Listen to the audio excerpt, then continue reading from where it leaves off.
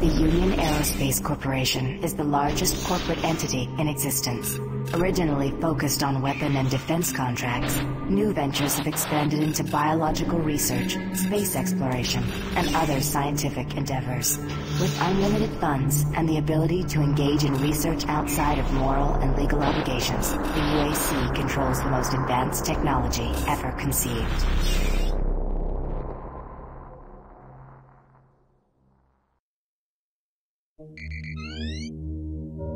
Incoming transport detected.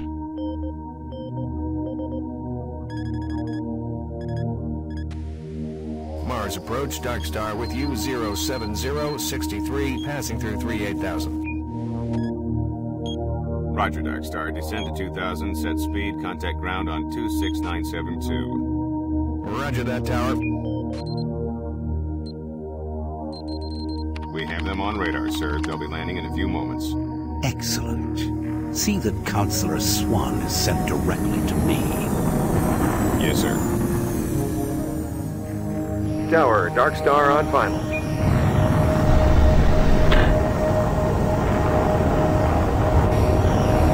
We've got you, Dark Star. You are set for lockdown.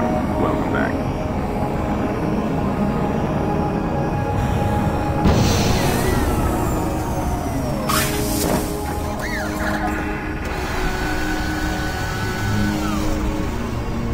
I can't believe it's come to this. I didn't want to come here. He left you no choice. True, but this is the last time.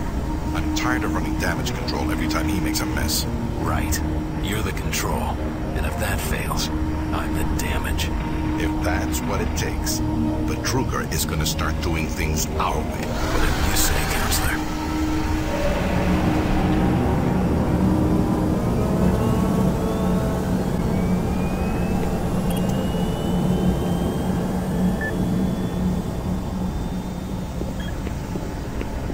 Welcome to Mars. All new arrivals need to check in at reception. Welcome to Mars City, Union Aerospace's premier research facility. To expedite your processing, please proceed directly to reception. I gotta get out of here. I'm getting off this rock. And you should too. If you're staying here, watch your back. You should be careful. It's not safe here. Trust no one.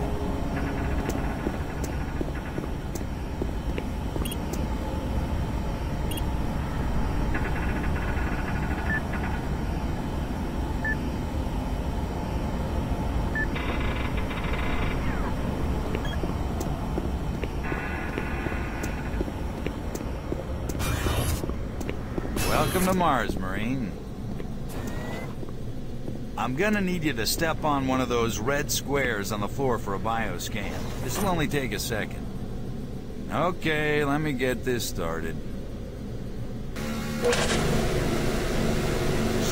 gonna need to hold still. Moving around only makes the test take longer. Alright, bioscan looks good. You're cleared for entry.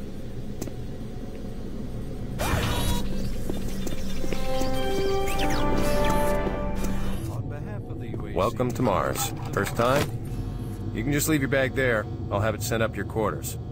Okay, there's a few things we need to take care of first. This is your personal data assistant. You'll need this to access all secure areas. If you get clearance for any security zones, it'll download directly. It's important, so don't lose it. I see here that Sergeant Kelly has requested your immediate attention. Head directly to Marine Command. It's just that way. Follow the signs.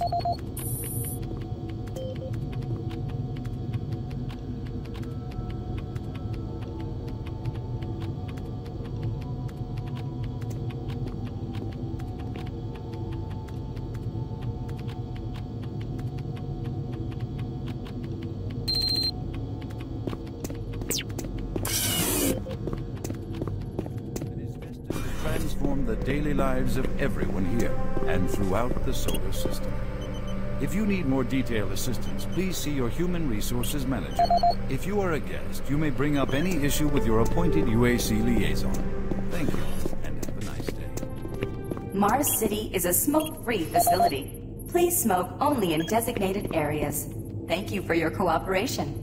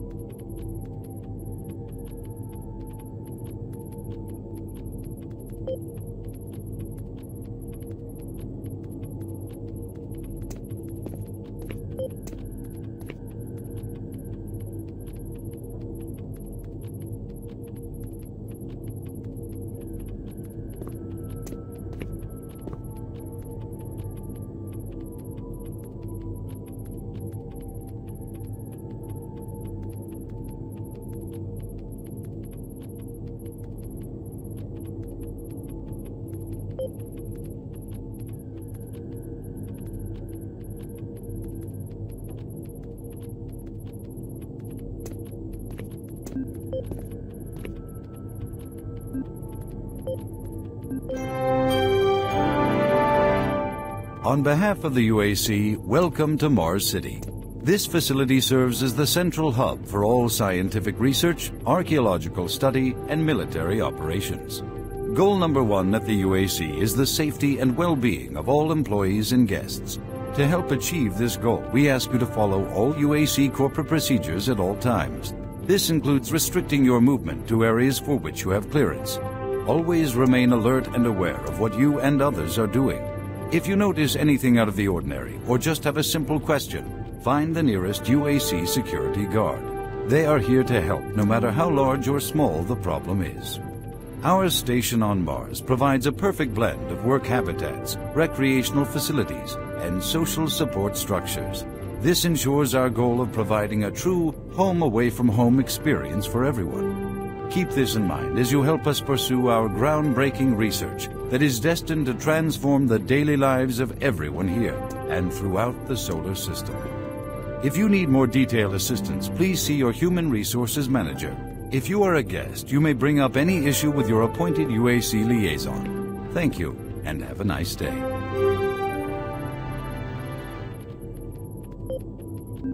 Welcome to Mars, Marine. This briefing is designed to acquaint you with a few of the standard operating procedures here on the Mars post. First and foremost, chain of command.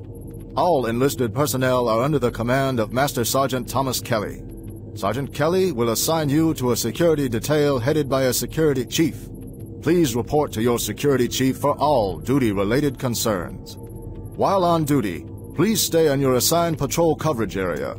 All PCAs have been pre-designated to provide overlapping security and maximize efficiency. All personnel must have proper authorization in assigned areas. Be sure to annotate any discrepancies on your security inspection report. Safety is integral to all operations here on Mars. Handle firearms with extreme caution. Never discharge weapons in an area that may compromise the installation's structural integrity. Remembering these procedures is paramount to your success here on Mars. Keep in mind that you represent the greatest fighting force in the galaxy, and your actions are a reflection on the Corps. Take good care, and good luck on your new assignment.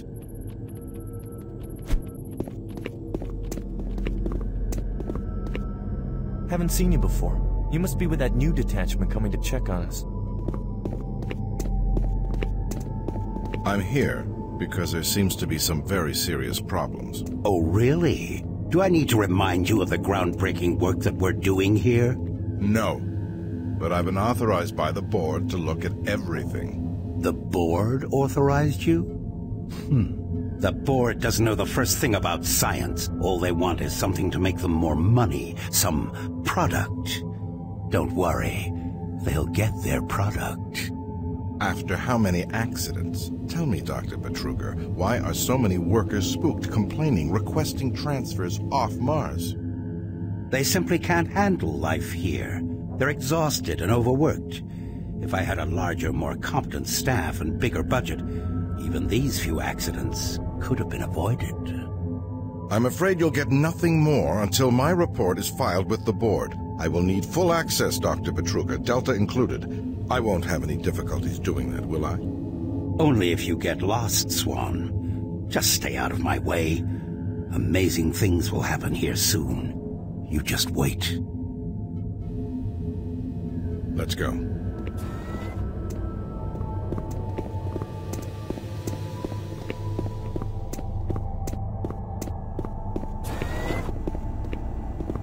I don't think I've seen you before. You must be a replacement for one of the guys we lost. Try not to let this place get in your head. Just stay focused on your job, and you'll be back on Earth before you know it. Not a lot to do around here, but watch your back.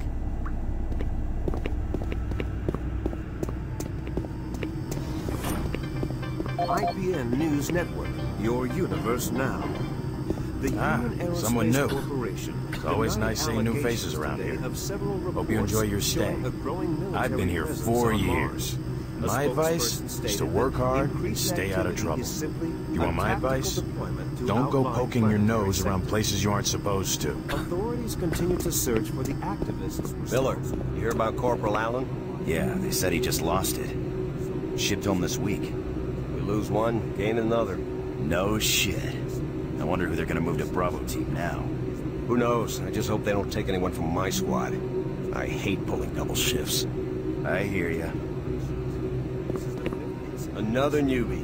Welcome to the worst assignment you'll ever have. Come back for a drink when you get some free time. This place is always open if you want to come by and forget. Another replacement, huh? Listen up, newbie. I'll give you some advice. Keep your eyes open and stay focused.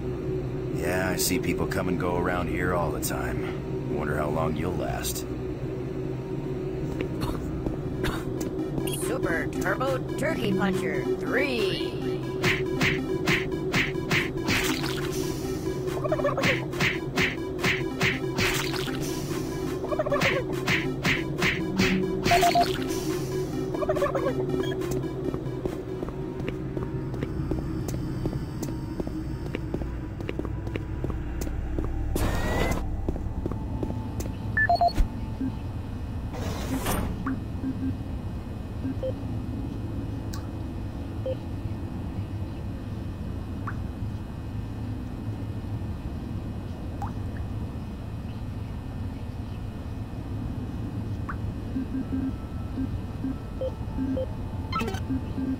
This is the audio log of maintenance technician Adam Bernache, dated November 10th, 2145. I've fixed the couplings on the heat shields this morning with no problems. I did, however, have another odd experience while I was down there. Shortly after finishing the first coupling adjustment, I distinctly heard whispering. When I went to investigate the sounds, I found nothing. I checked the work logs, and I was the only person scheduled to be in that area today. That experience, coupled with the stories I've heard from some guys over in the Delta Labs, has me pretty freaked out. I'm really beginning to hate going down to the underground maintenance area. The people down there are a bit off. The mumbling, the weird looks. The whole place is just plain creepy. I'm always expecting someone to jump out at me. I've secured my tools and the busted modulator in the storage cabinet next to the maintenance elevator. Technicians should use cabinet code 396 to access them. End of log.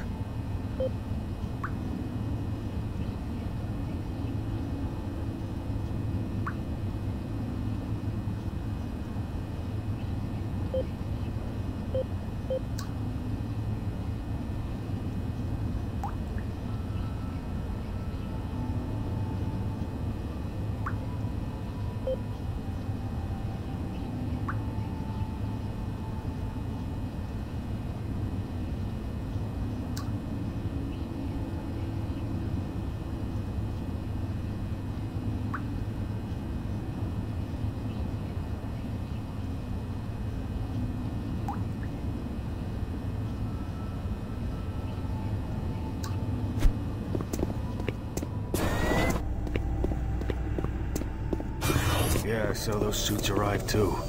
Weird. The UAC must be worried about something. I hear there's been more accidents in Delta. Accidents? That's good. Is that what they're calling them now? So, tell me, just what the hell is happening over there? Beats me, man. Look, all I do is repair the converters when they blow, okay? That's it. Fine.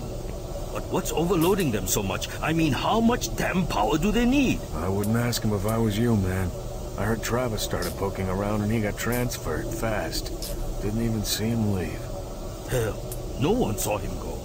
Was here 1 minute, gone the next. Lucky bastard.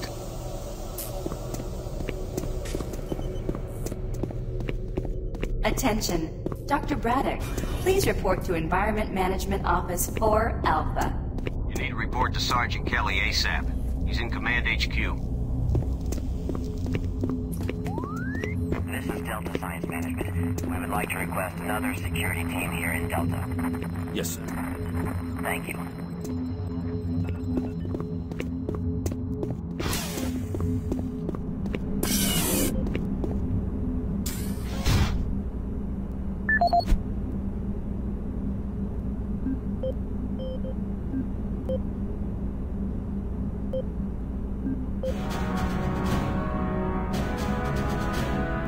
Representing yet another great accomplishment of the UAC, the Series 3 plasma gun is an extremely versatile medium-range combat weapon. Harnessing the exhaustive resources of synthetic plasma, the plasma gun meets the critical requirement of low-cost, abundant ammunition for today's highly mobile military. Capable of sustained firepower due to the latest advancements in plasma injector technology, this weapon's lightweight and high yield make it desirable for most combat scenarios. Always on the forefront of technology, the UAC is making safer worlds through superior firepower.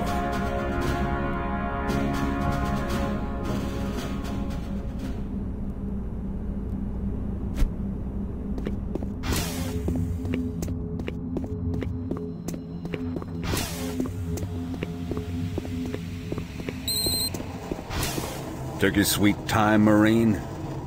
Now, here's the situation. Another member of the science team's gone missing. Since you're the ranking FNG, you get to find him. I want you to check out the old decommissioned comm facility. We heard he might be heading that way.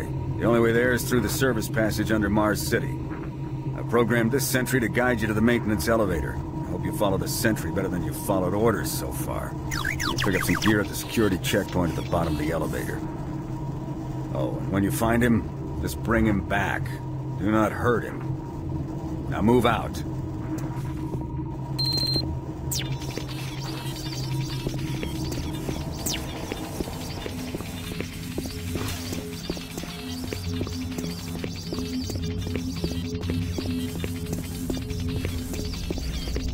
Attention UAC personnel. Interested in earning more credits? Volunteer at Delta Labs today. See your service branch director for more details. He said that he saw some strange creatures or something down there.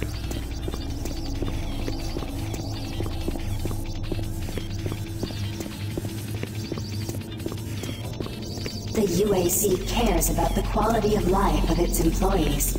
Please take advantage of our quality medical care services.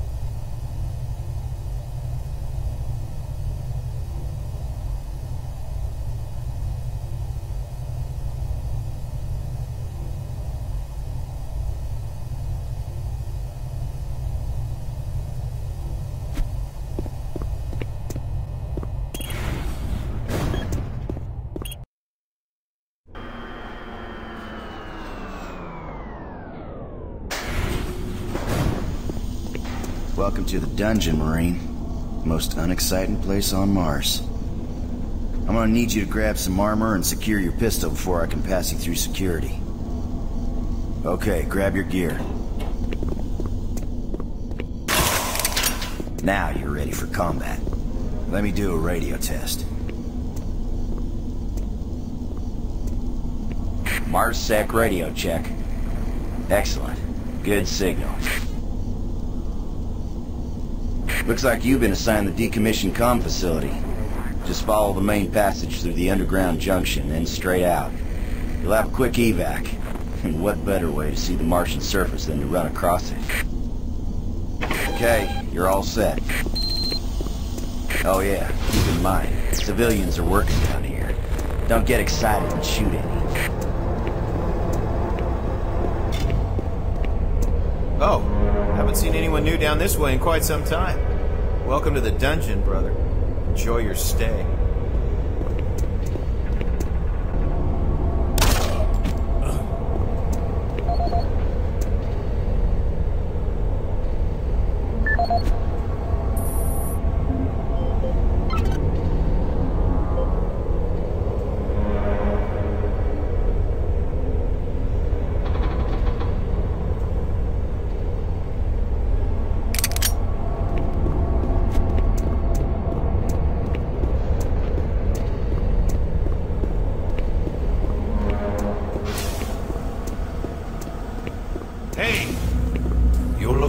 Scientist, right?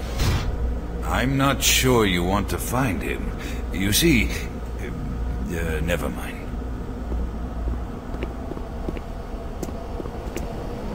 Don't listen to me. Never mind what I said.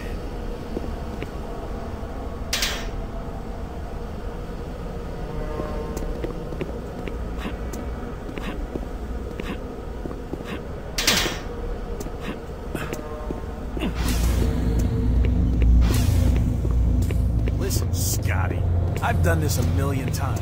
It's not that hard. Why don't you crawl your fat ass down here and do it yourself?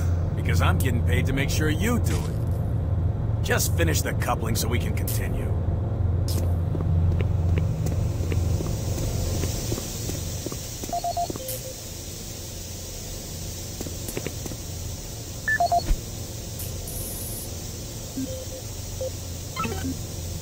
This is Grant Baston, the Environmental Services Supervisor. The date is October 19th. I've been hearing an alarming number of reports on some, unexplainable things. Being on another planet and working underground has always been a little spooky, so we always have the occasional report of strange things. But what is worrying me is the fact that the number of these reports are up by a lot. People are truly frightened. The rumors we're hearing about experiments from the Delta Complex are not helping. The power fluctuations aren't helping at all either. Having the lights flicker constantly and losing power for several minutes at a time is scaring everyone down here. I'm doing my best to keep people on track, but we're continually short-handed. Someone's reporting in sick almost every day. I'll keep my director apprised of the situation, and will continue to log reports as I get them.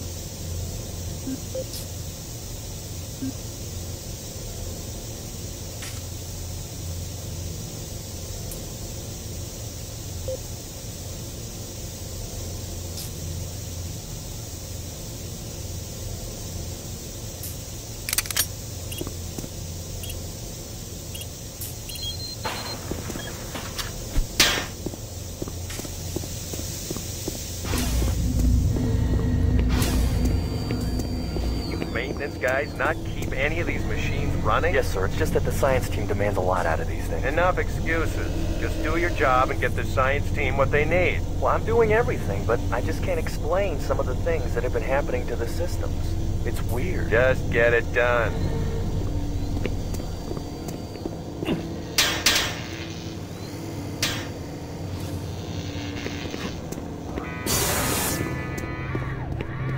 Jeez! You make a habit of sneaking up on people? Everyone's already on edge down here with all the strange things that have been going on.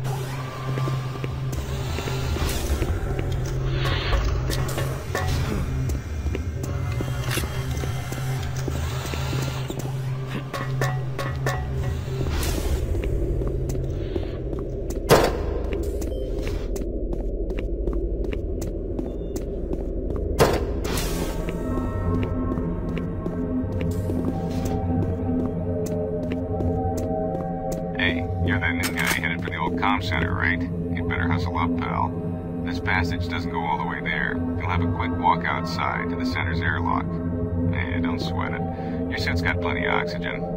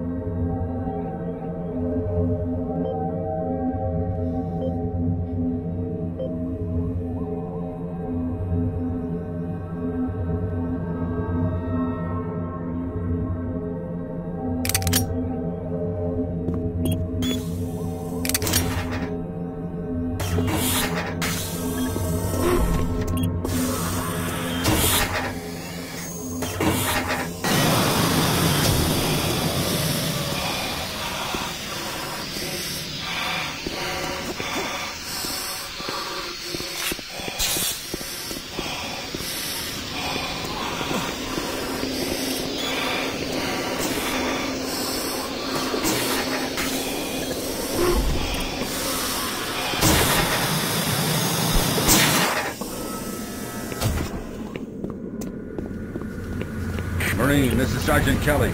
You need to double time it down there. Search your assigned area and haul your ass back to Mars City. Out.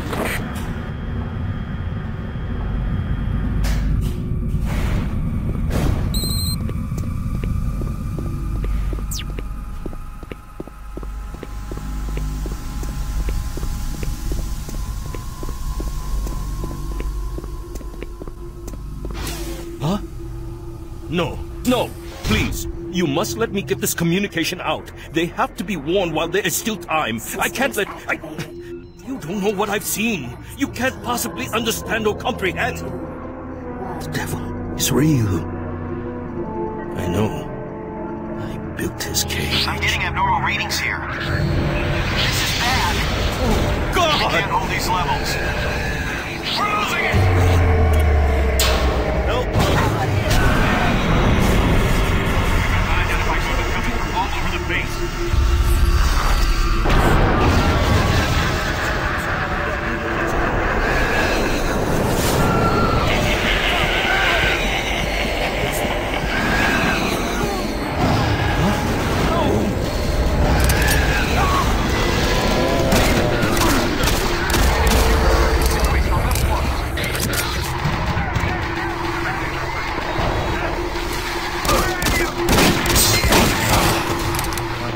All units, this is Sergeant Kelly.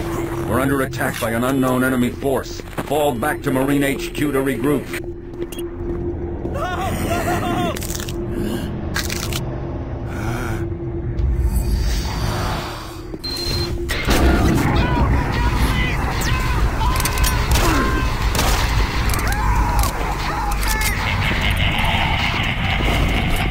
I say again, fall back to Marine HQ and await...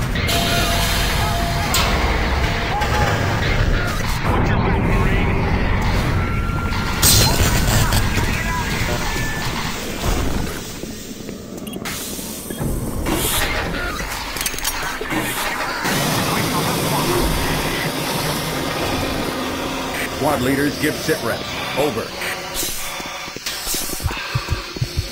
Command HQ, this is Bravo Team. We got 1 Marine down, 2 wounded. Command HQ, this is Fire Team 4. We have 2 down in Alpha Plant. Command HQ, this is Fire Team 2. Main power systems down in Sunlight. Backup and life support systems only. We've got lots of civilian casualties. It's a mess. Command HQ, attempting to secure the area.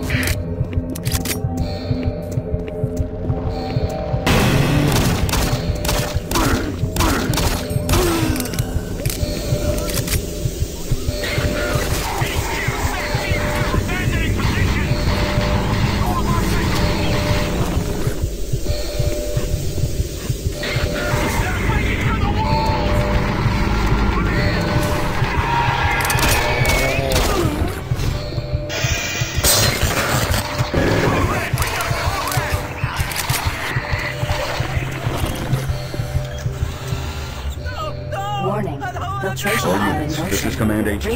Report directly to...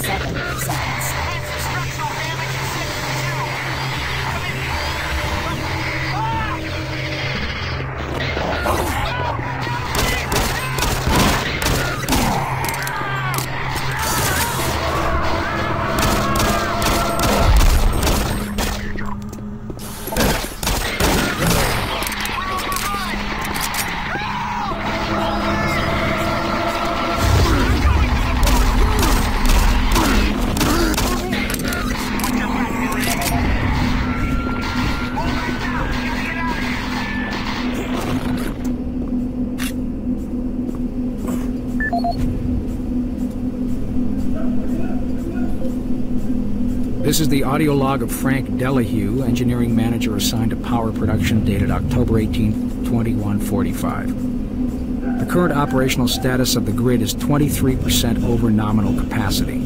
I've increased work shifts to 12 hours a day for all personnel to keep up with demand. The constant and increasing load from the Delta complex is causing havoc. We are going to start losing critical systems if we have to sustain these levels much longer. I request clearance to requisition parts from other departments in order to maintain our equipment. Okay, I don't know what is going on over at Delta, but I'm doing all I can down here. The constant demands are bad enough, but the rumors going around are making things a whole lot worse.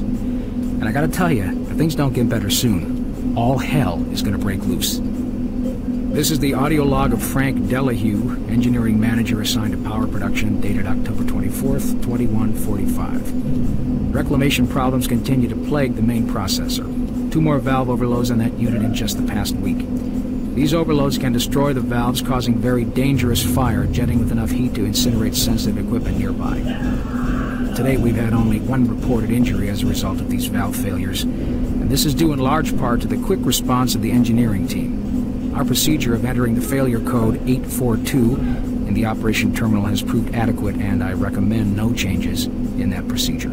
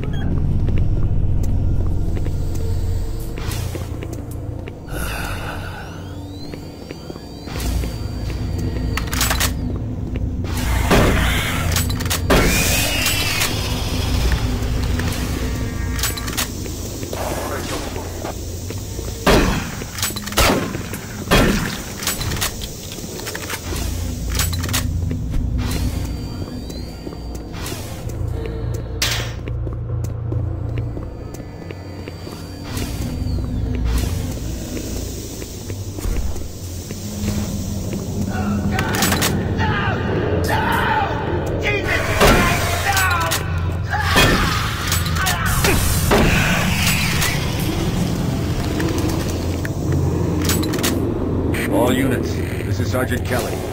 We don't know what we're up against. Repeat, we have negative ID on the assailing force. Your mean clear path back to HQ. Stock up on your armor, establish a stronghold, keep them at bay.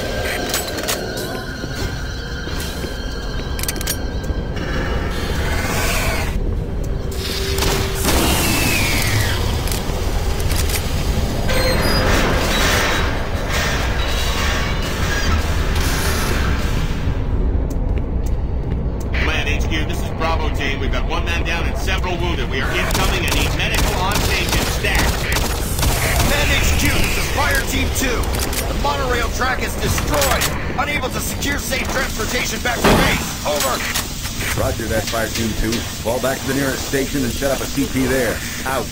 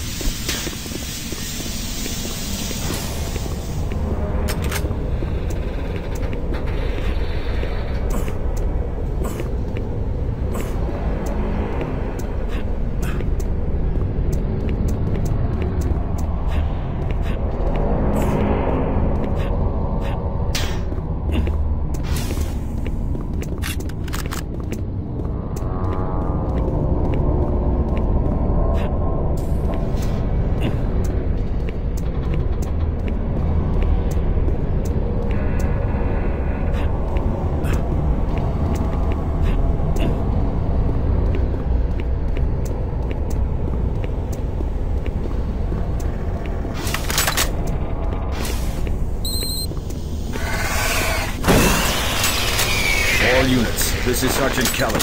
Fall back to Marine HQ and await further orders.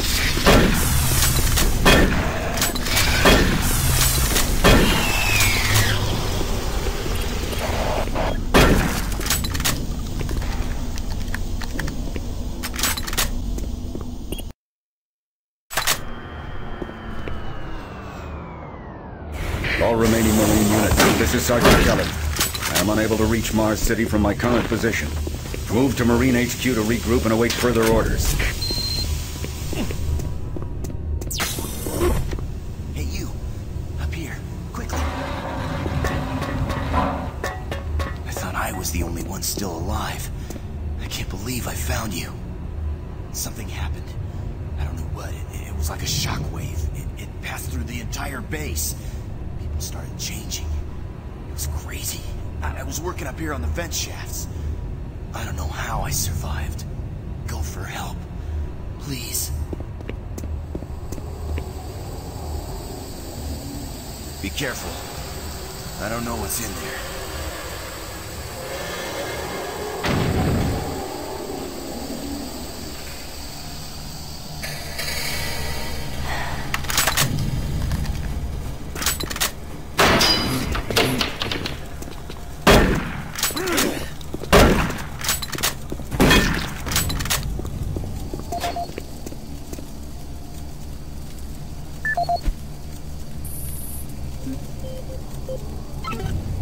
This is Mark Stanton, Manifest Controller currently stationed at Mars City. I'm not sure who to send this to, so I decided to send it to quite a few people. If you're on the recipient list, please take a moment to review this report. It is quite important. I'm very concerned over the shipping procedures out here. I am the Manifest Controller, and as such, I need to be informed of everything coming in and out of Mars City. Someone here is subverting my position and preventing me from getting data on things being shipped. This is unacceptable. Not only could this reflect poorly on my upcoming review, but this is my job and I'm tired of being out of the loop. I have no idea who keeps telling the shipping crews to allow things in and out without allowing me to produce or procure the manifest, but whoever it is, it must stop. One of the dock workers actually told me to piss off when I tried to stop one of the last containers from going straight to Delta. I immediately filed a report and will follow up with the transit manager next time I see him. End of log.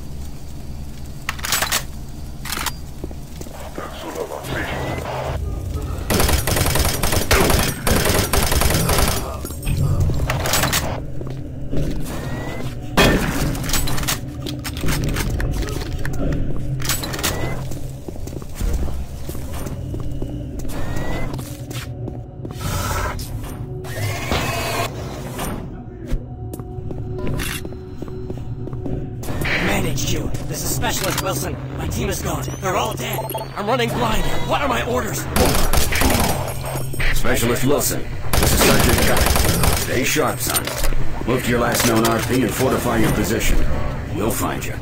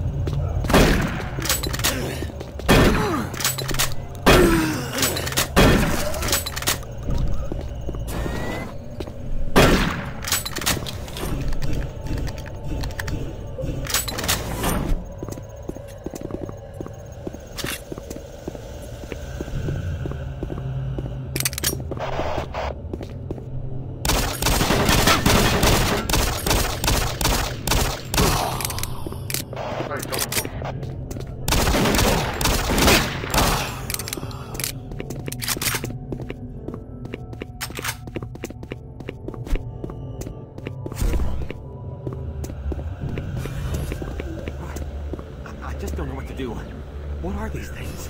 I don't know, but stay where you are. Don't let anyone in that room. This thing... You look red. What was that? Rex! Rex! What happened? Where are you?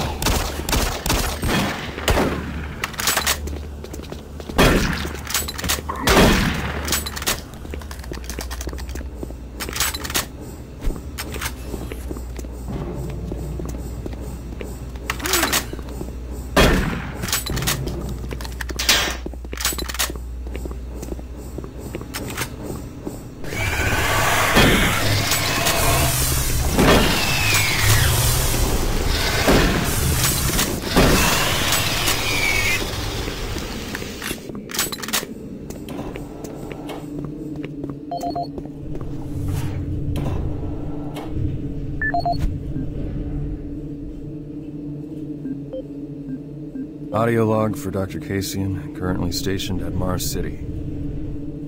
I have just left the weekly status meeting here in Medical. The most prominent topic was the vast number of psychological issues we are seeing as of late. The number of reports indicates that 10% of the overall base personnel have shown symptoms.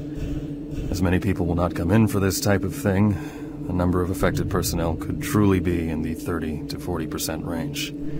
It has even manifested itself here in Medical. We have several nurses and a couple of good doctors out for related reasons. I'm going to formally request 2 additional psychiatrists on the next shuttle from Earth. 2 we have are being overworked, and the content of their sessions with patients is starting to affect them as well. Dr. Cassian out. Dr. Mark Cassian.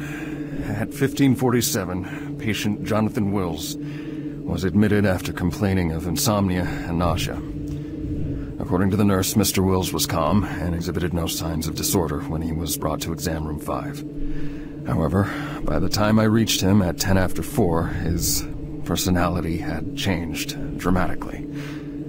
When I entered the room, Mr. Wills lunged at me with a scalpel he apparently stole from a supply drawer. With the assistance of an orderly, we managed to subdue and sedate him without injury. Mr. Wills was heavily medicated and could not be diagnosed, but in the 20 minutes he was left unattended, he managed to carve 3 symbols in his arm and cut his own tongue into 2 halves. I can only guess at the cause of his problems. I hope that additional psychiatrists arrive soon. In the meantime, in response to this assault, all medical supplies and armaments will be locked in a secure hospital cabinet with the code 347. Dr. Cassian out.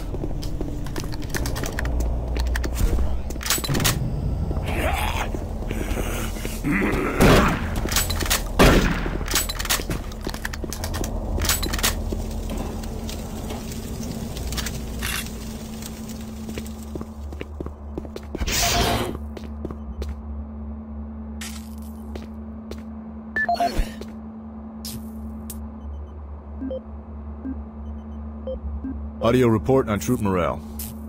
Morale here is beginning to drop. It's nothing to worry about yet since I keep my Marines sharp and ready to go, but events at the base are wearing on the troops. There have been a lot of things happening here on the base. I believe the UAC experiments being performed here must be the cause. Out here, they could be experimenting on God knows what. There are quite a few people missing, and no Marines, of course. It's the civilian population I am referring to. Bottom line, whatever it is they have going on here has my men on a razor's edge. At this point, there is no cause for alarm, but I am requesting we rotate squads every 90 days instead of every 180. I will continue to report as the situation develops. It is good we have the new Marines en route. Fresh faces will help. Sergeant Tyson, out. Audio report confirming new troop deployments for the Mars City Marine Facility, October 30th, 2145. The new troops will be arriving within a few days. I've started a series of training exercises focusing on close-quarter small weapons combat, as well as instituting mandatory refresher courses on all munitions and weapons in our armory. In response to the large number of security breaches and general feelings of ill will around the base, I've doubled security details, placing 2 Marines at each checkpoint. This additional presence should help calm things down. I expect that the incoming Marines are not quite as green as the last deployment. They've turned out okay, but some combat experience will go a long way right now. Sergeant Tyson, out.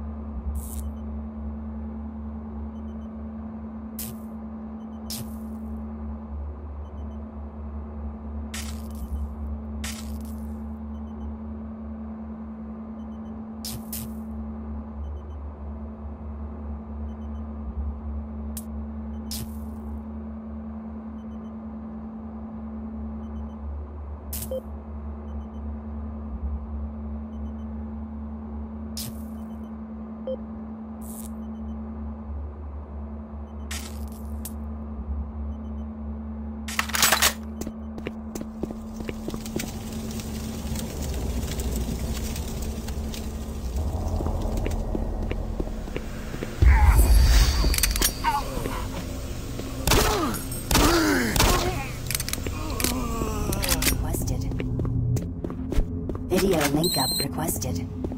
Connection established. Marine, I can't believe you're still alive. I'm unable to return to Mars City. All passages out of the Delta complex have been blocked. I'm setting up a command post here. I can monitor status reports of the entire base from Delta Central Authority and communicate with other Marine teams. It's your mission to link up with Bravo Team and get that transmission sent. Head toward Alpha Labs. It's the fastest way to find them. I'll update your PDA security clearance from here. Good job, and good luck, Marine.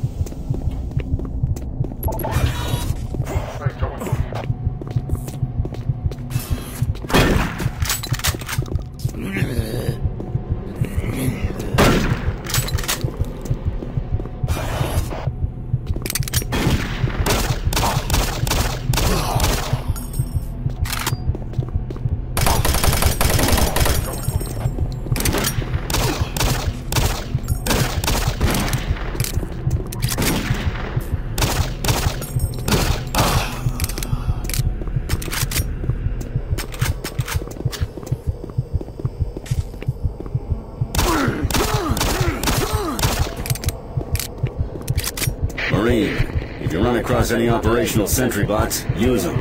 Those guys pack a lot of firepower.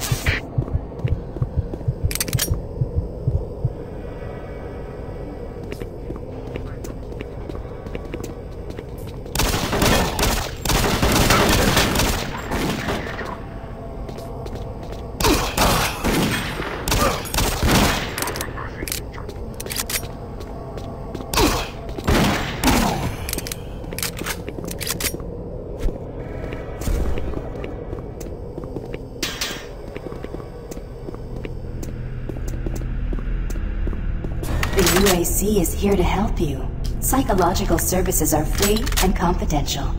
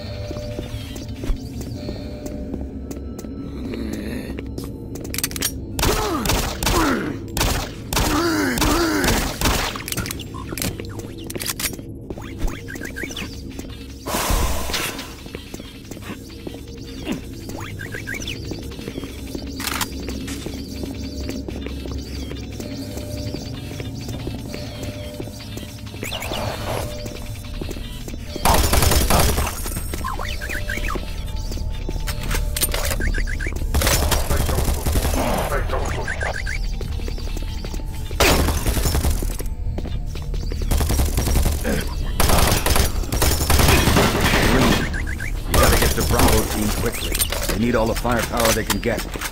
Sending that transmission is critical to our survival.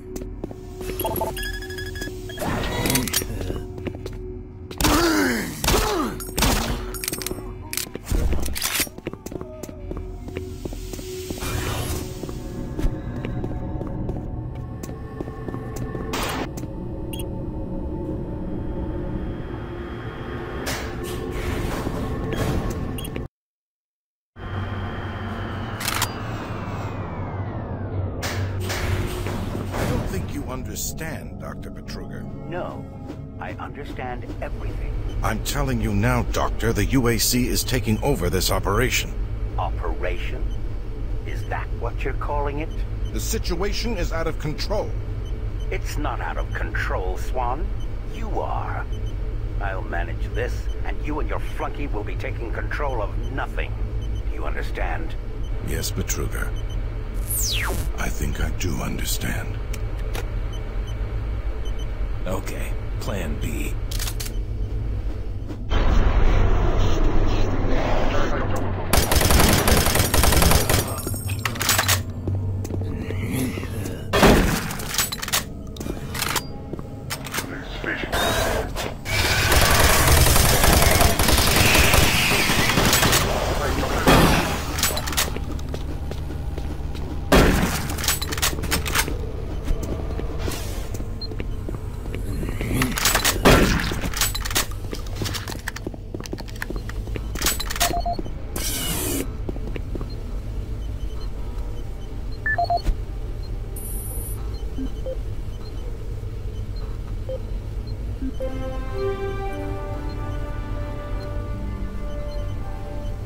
Welcome to the Alpha Labs.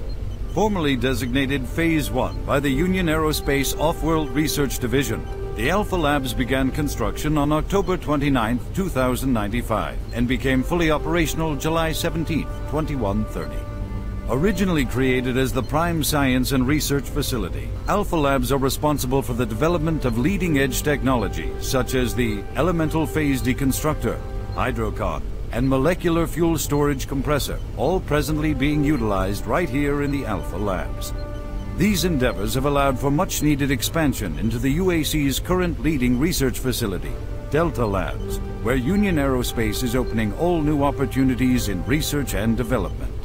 With continued investment and hard work, the Union Aerospace Corporation strives for excellence and is committed to building a better tomorrow.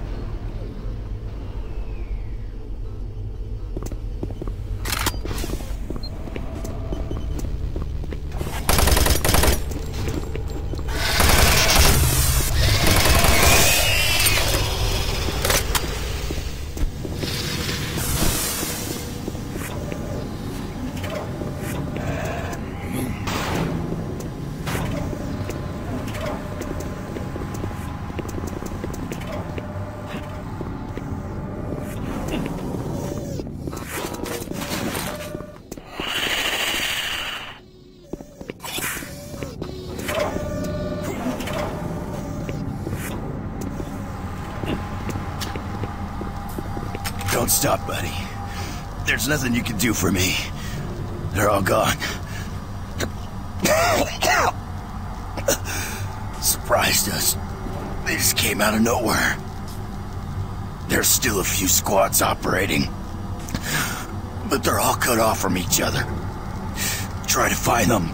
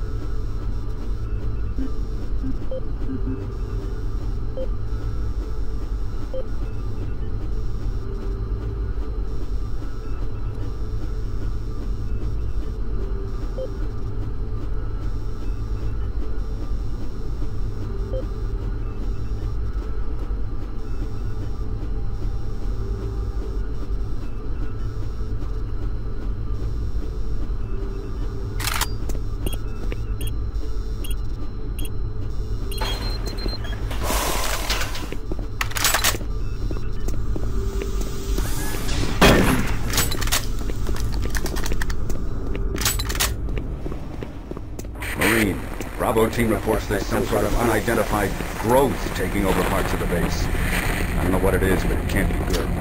Stay sharp.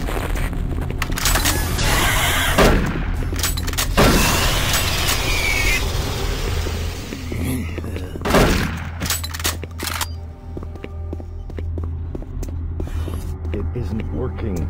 I tried everything. The computers aren't responding. I can't get root access to the systems. We can't do it here.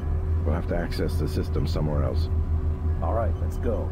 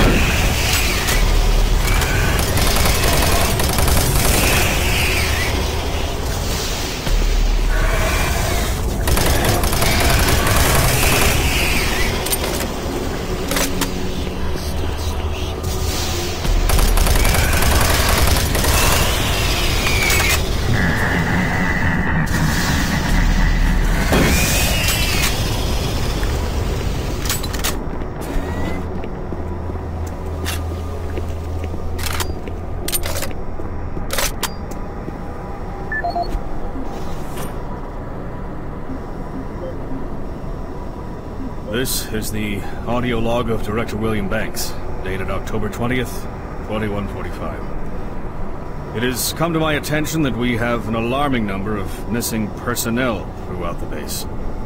My office has received 4 additional reports from Delta in the last week alone, mentioning that personnel are not reporting for work and that calls to their quarters have gone unanswered. My office has sent the names of those personnel to Mars City Security, and they have promised to initiate an investigation. But this news is very disturbing, especially at a time when we have so many people in the infirmary suffering from sudden cases of schizophrenia and other psychological disorders. I hope there is no connection between those cases and these reports of missing personnel.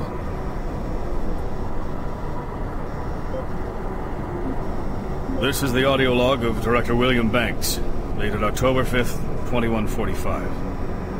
It has been brought to my attention by Environmental Services that the recent power grid changes have caused many non-critical systems to malfunction. The report explains that this is due to either intermittent power outages or lower than optimal voltage input. It also says that sufficient power distribution to all non-critical systems is becoming more difficult to maintain, thanks to Dr. Betruger and his so-called optimizations to the energy stores in and around the facility. I assured the director of ES that I would file a report with Central Authority over this.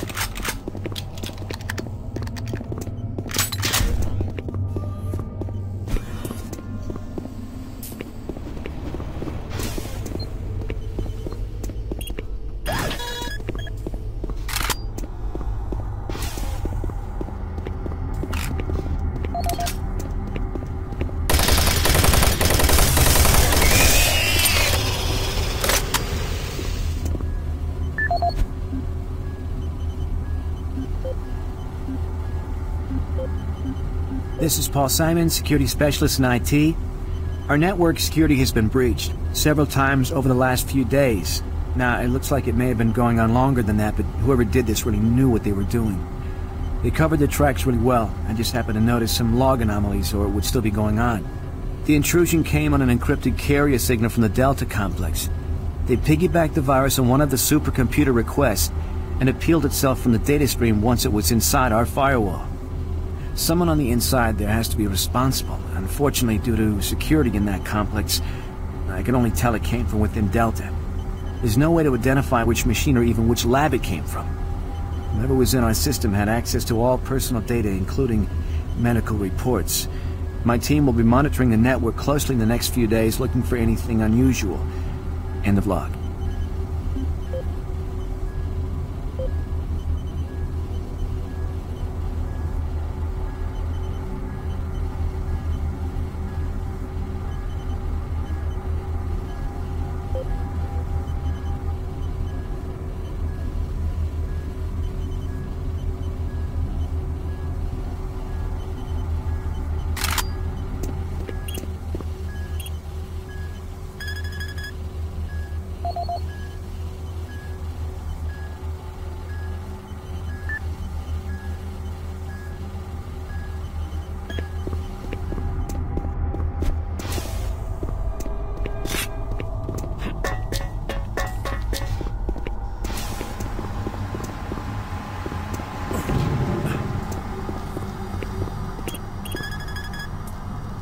Access granted.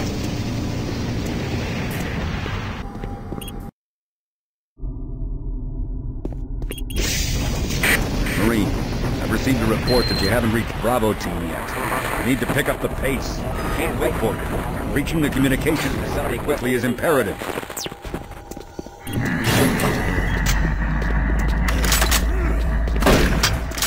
The UAC takes pride in its safety record.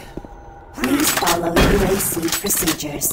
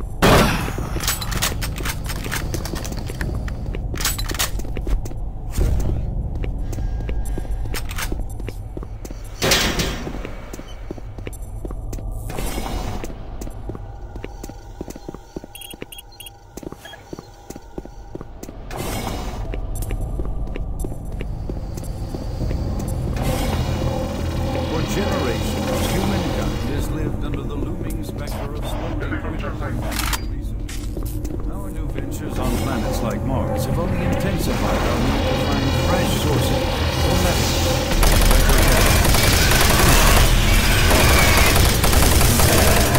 To meet them, solutions that will soon pay off with the UAC.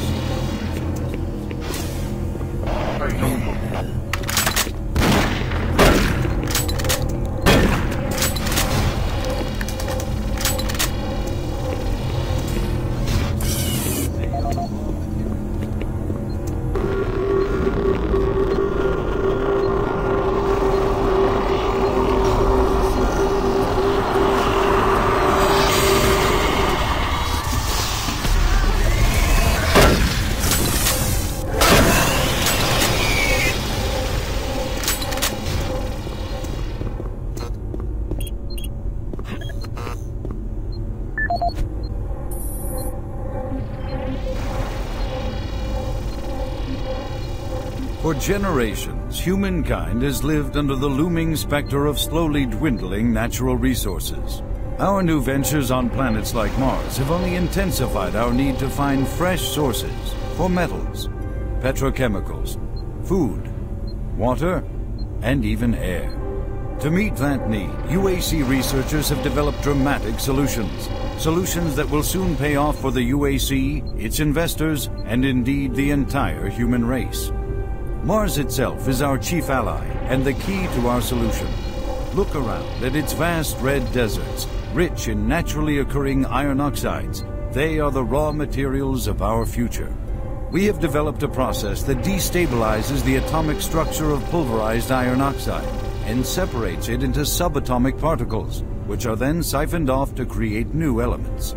Like alchemists of old, the elemental phase deconstructor allows us to transform red Martian soil into clean air, fresh water, and hydrogen fuel, the building blocks for a sustainable, human-friendly Martian environment.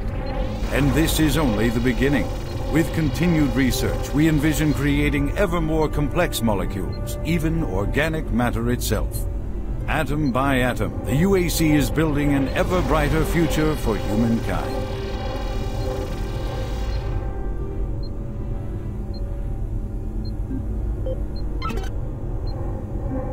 Audio log for Kyle Berger, research supervisor for the EPD project.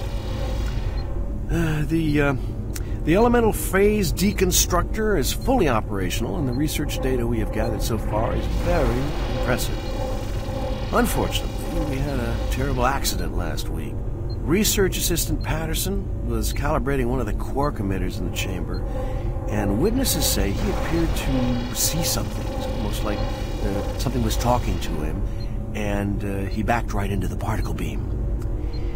It was not a pretty sight, as it took off the backside of his head. He lived a few minutes, although I'm not sure you could consider that living. But they say his eyes rolled back and forth, and he was trying to talk, although after losing that much brain matter, I'm sure it was his reflex actions. Anyway, due to this, I have enacted new safety protocols in the lab, and we have stocked one of the storage cabinets with emergency medical supplies. Code for the cabinet is 752. End of log.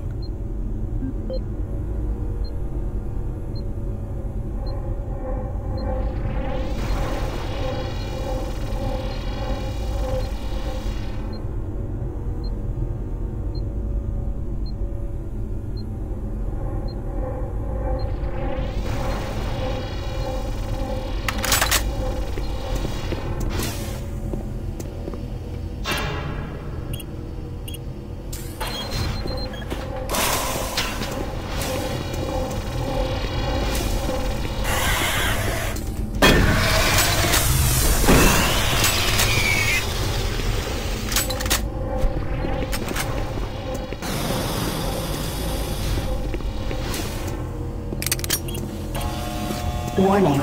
EPD laser active.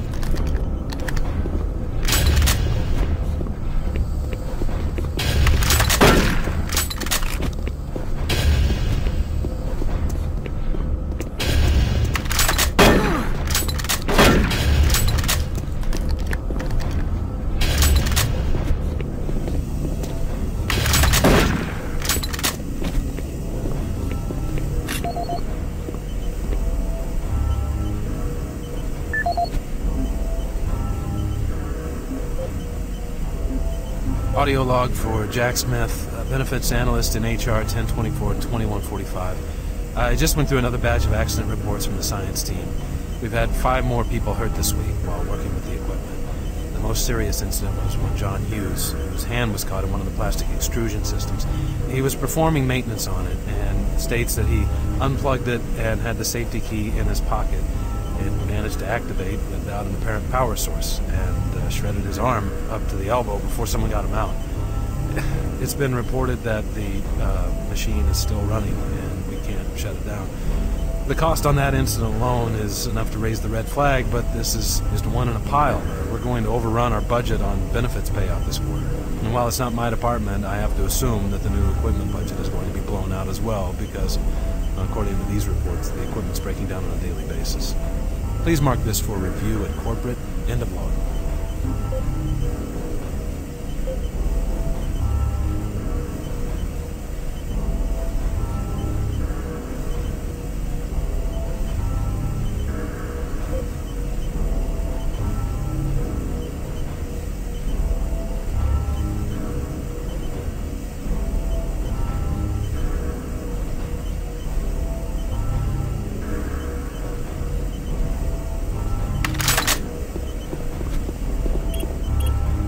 Gas leak stopped. Fire extinguished.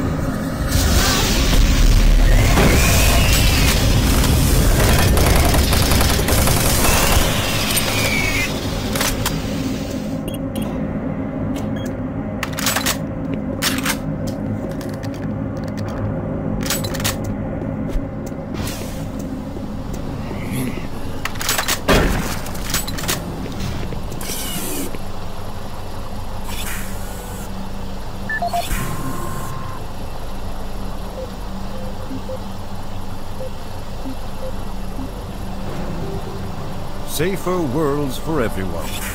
For centuries, people on Earth have waged war over two things vital to human existence: fuel and water.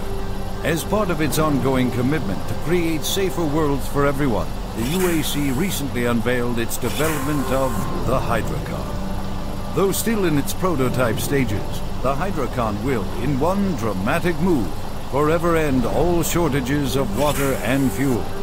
By splitting iron oxide molecules, the Hydrocon produces oxygen and hydrogen cheaply and safely, without the need for large amounts of electricity. The hydrogen is then used for hydrogen fuel, a substance so versatile and clean that it can be used in everything from home appliances to today's most demanding rocket engines. A side benefit of producing this fuel is an endless supply of pure, spring-like water that is more refined than any earthbound spring. We envision a world where technologies such as the Hydrocon can be used to end drought and civil strife in impoverished nations where water or fuel have ever been in short supply. While always at the forefront of scientific research and development, Union Aerospace hopes that the creation of the Hydrocon will continue to make safer worlds for everyone.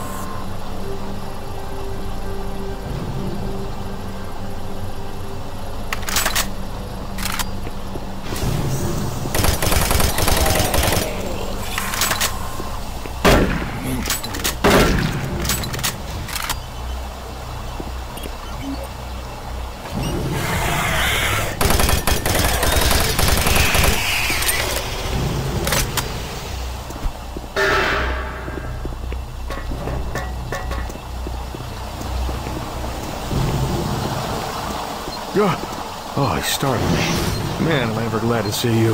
I thought I was all alone. It's been freaking spooky lately. The Hydrocon's blown a few circuits and is unstable. Be careful with that gun. A stray bullet into the glass shields could blow the whole area. I'm gonna try and get this thing stabilized. I'll head to the science office when I have this under control.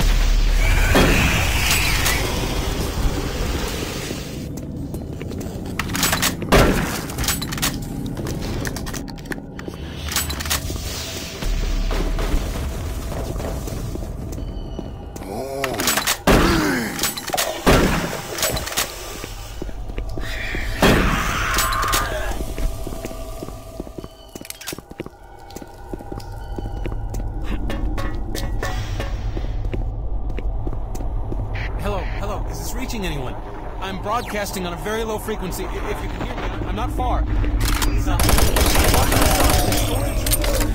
C4. Please, if anyone can hear me, please help me.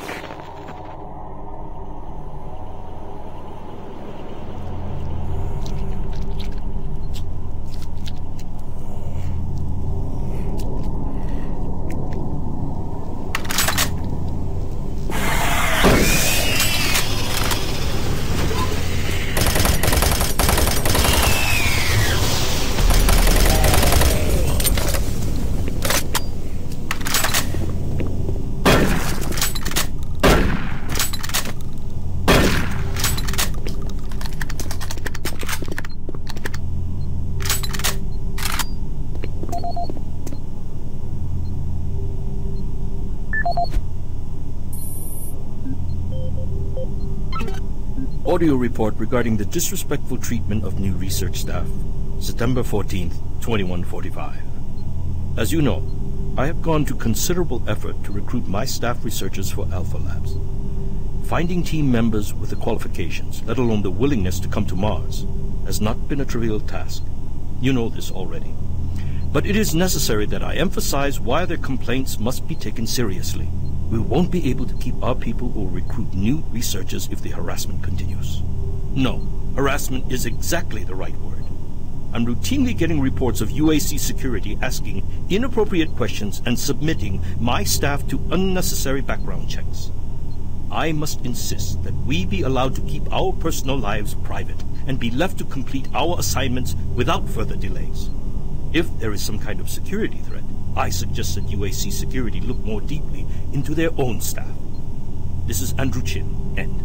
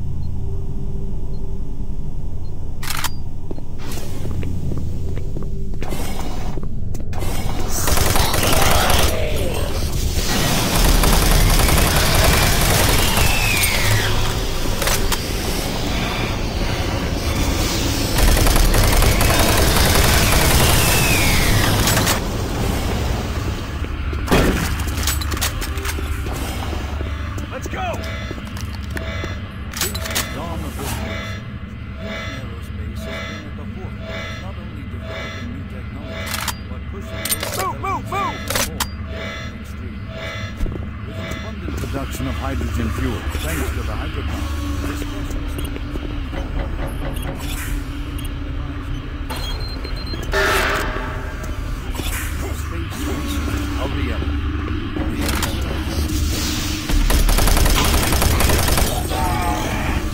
UAC site fields of quantum physics, and with it, they have been able to use the actual space between electrons and protons in a molecule. Marine, Bravo team reports they've located your position but are unable to move to your current location. Head through engineering and try to link up with them in Sector 3.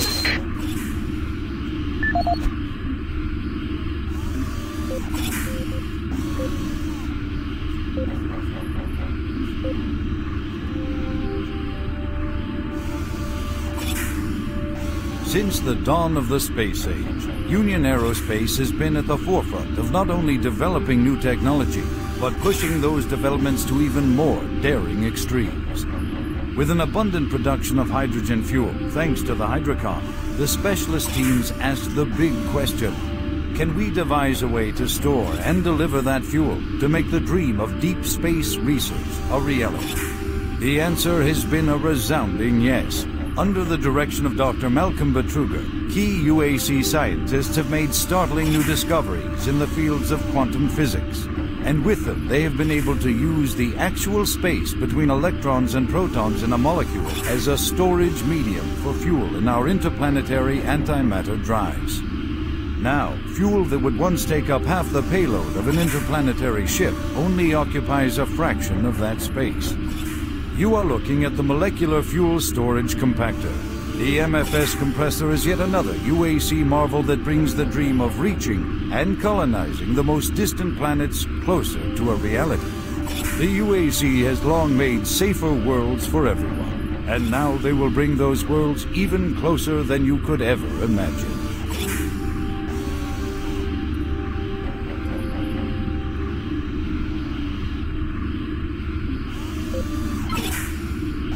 Audio log for Walter Connors. The MFS compressor is producing fantastic results. The latest modification I made to the dilation matrix were the real key to the recent breakthrough.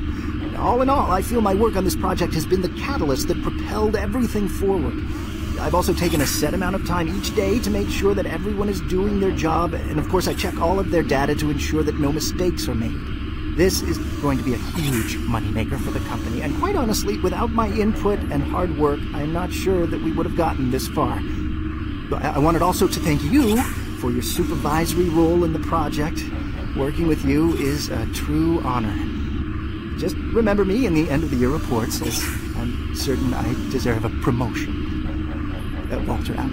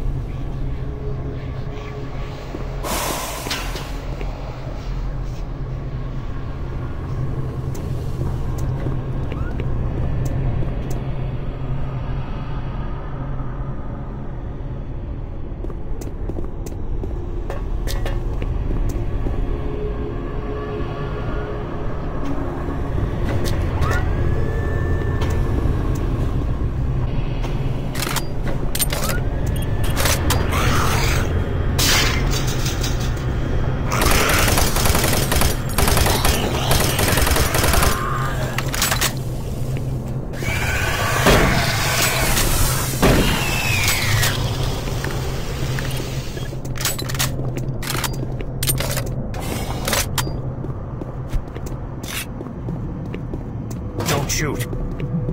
I can help you. The lights are all out. I'll lead you through here if you can get me off this base.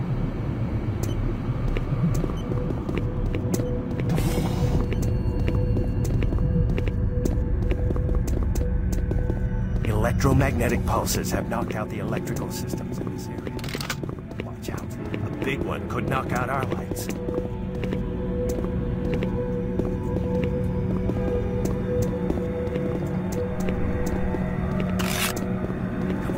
Can't wait.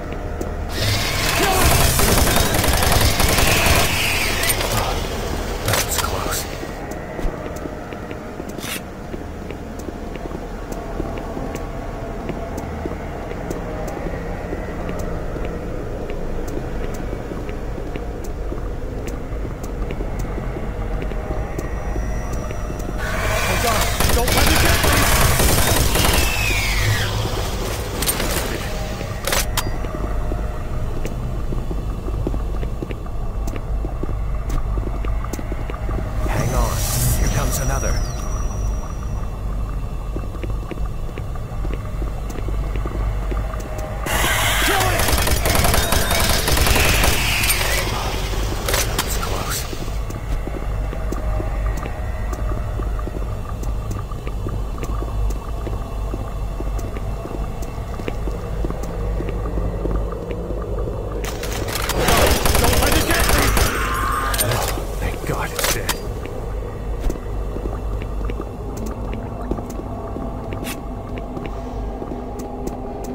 There's the exit.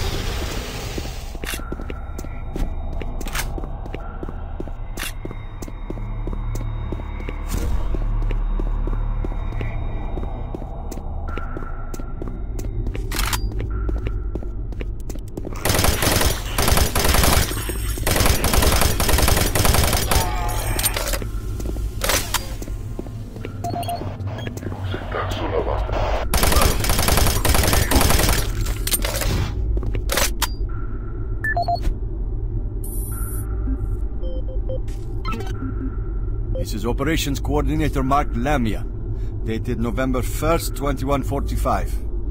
I'm filing this report because I am frustrated beyond belief by the level of incompetency I have to deal with here. I don't know where HR is getting the new employees, but the last 5 guys they've sent me were all a bunch of idiots. They can't get any of their work done on time. I constantly have to keep an eye on them. They work slow, they don't follow any of the standard operating procedures, and they can't even remember basic things that I tell them. For example, I changed the cabinet door codes here to 1, 2, 3 because I thought that was easy enough to remember, but they still forgot it. I don't understand why HR can't get me better people. I am requesting full authority to hire and fire my own employees. It's the only way I can run my department smoothly. End of log.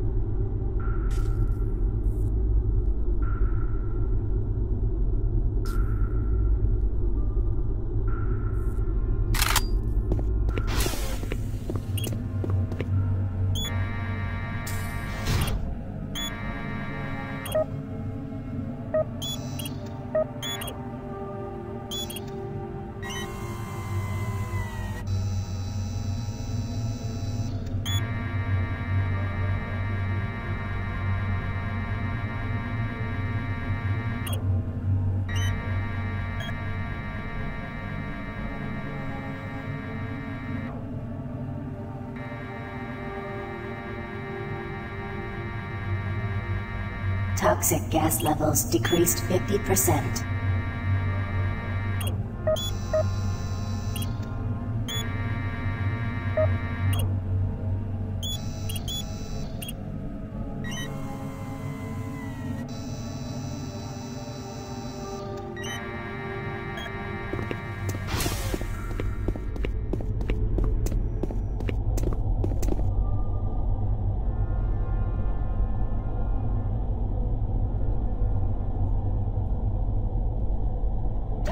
Gas is cleared. Waste disposal area now safe for entry. Marine, you gotta pick up the pace. We got more men down. Bravo team is barely holding their own.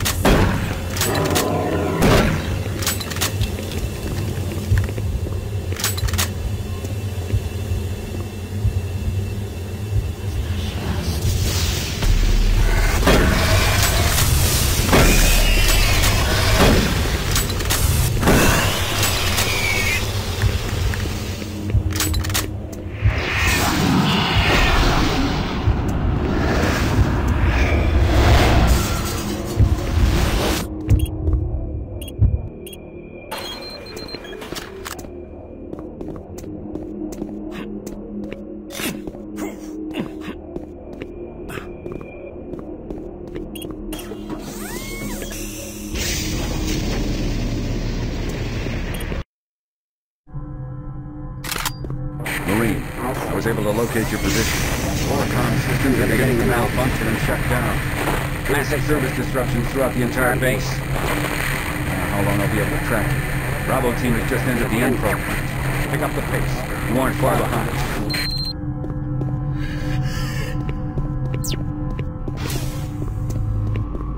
Hey you! Can you help me? I'm trapped in here. Release the door locks and get me out! Thank you.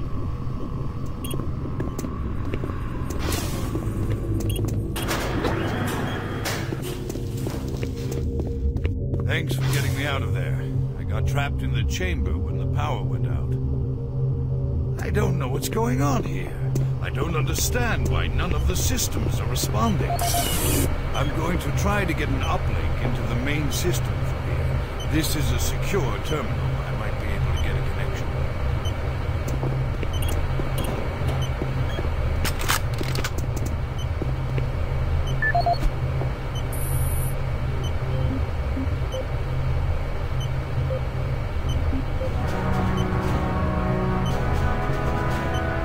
In a quest to provide armies with a well-balanced set of weapons, the UAC looked to the past when designing and manufacturing the newest line of Mach 2 chain guns.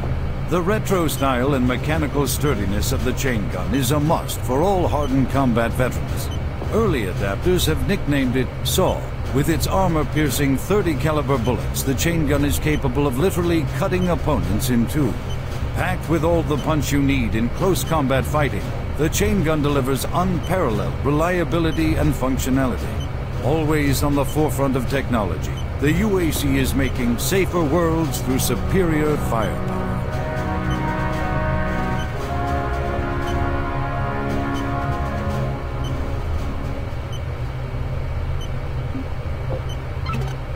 Security log number 3072 for Delta Security Chief Michael Abrams, November 15th, 2145.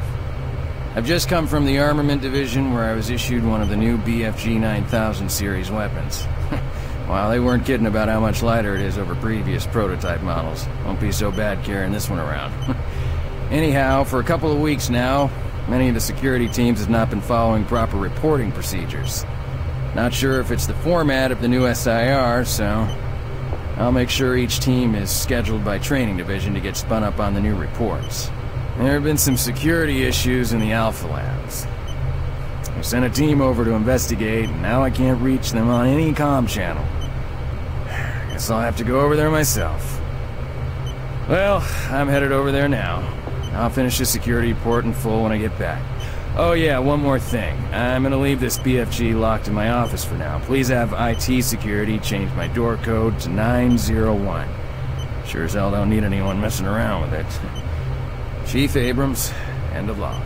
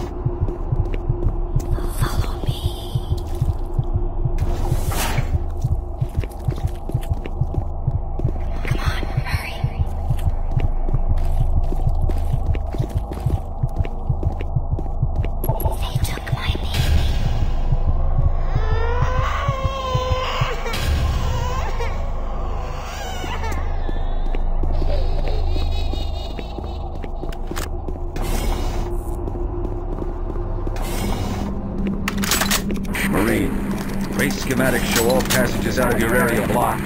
The only way through is by traversing the EFR, a mechanical subsystem with 2 possible routes through it. Activating the system will get you a direct route, but it's dangerous. Extending the service bridges is safer, but the lighting systems are fried. Make a choice, Marine. Good luck.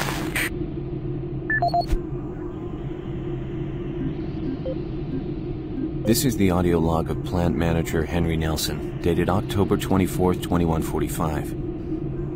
I don't know how I should report this, so I'll just talk about what I know and what I need.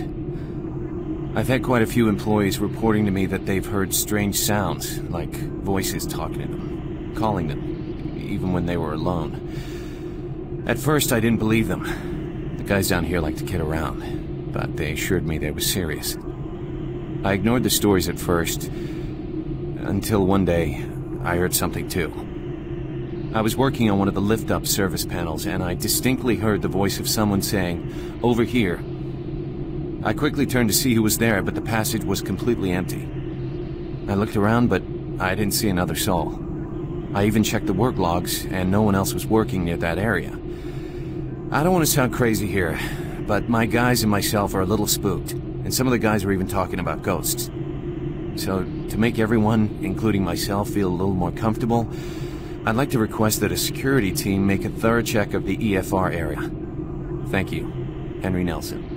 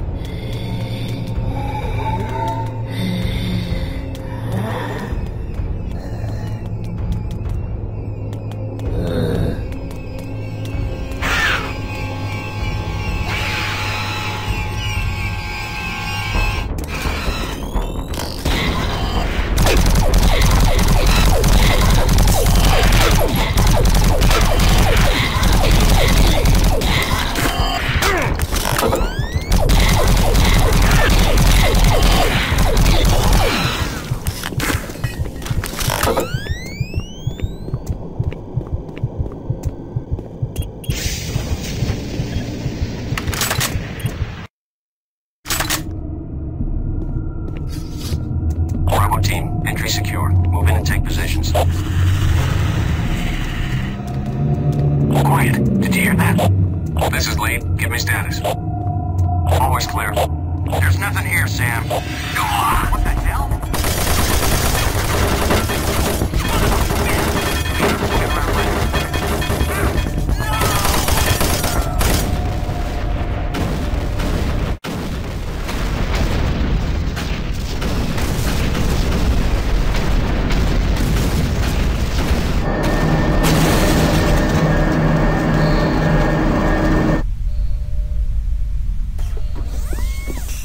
Warning.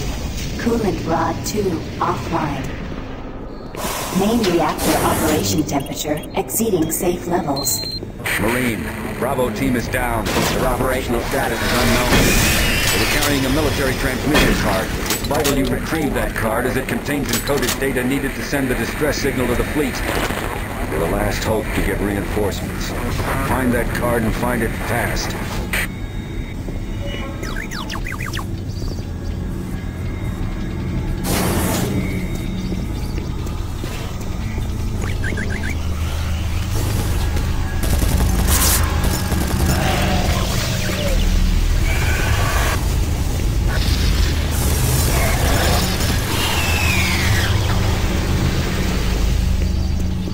Attention. All personnel evacuate the facility.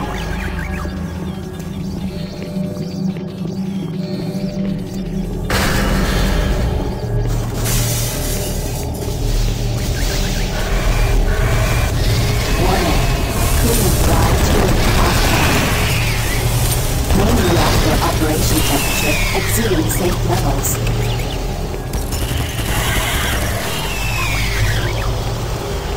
Gas leak stopped. Fire extinguished.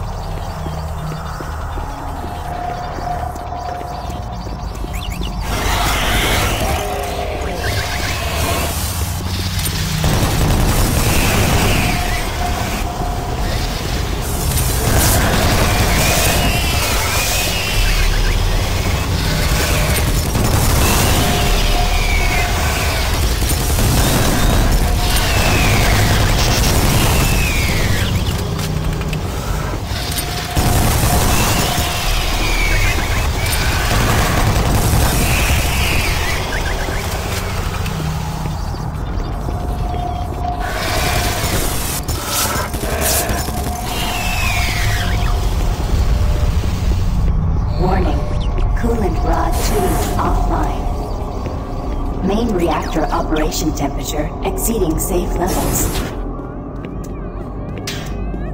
Warning. Coolant rod 2 offline. Main reactor operation temperature exceeding safe levels.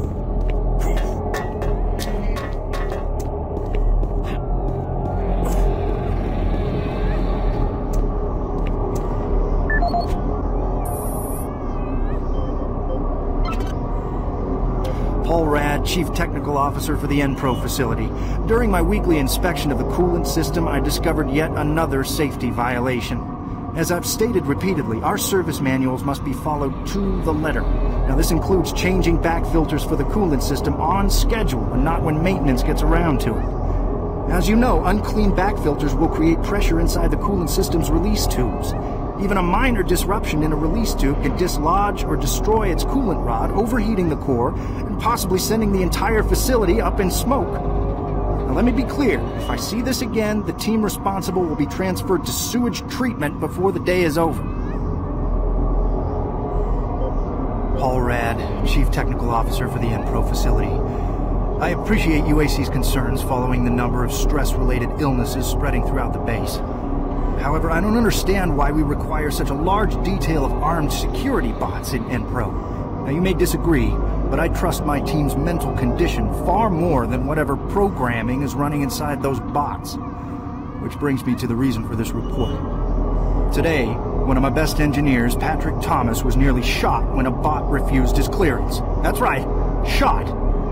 Luckily, a nearby team from maintenance caught up to it and smashed it with a pipe wrench before it could chase Pat down. Now, it'll be days before he's ready to return to work, and I don't think you'll ever get him close to one of those bots again. Our jobs are difficult enough without needing to avoid getting shot. If we're going to be treated like prisoners, I respectfully request that you afford us the courtesy of being guarded by people instead of machines.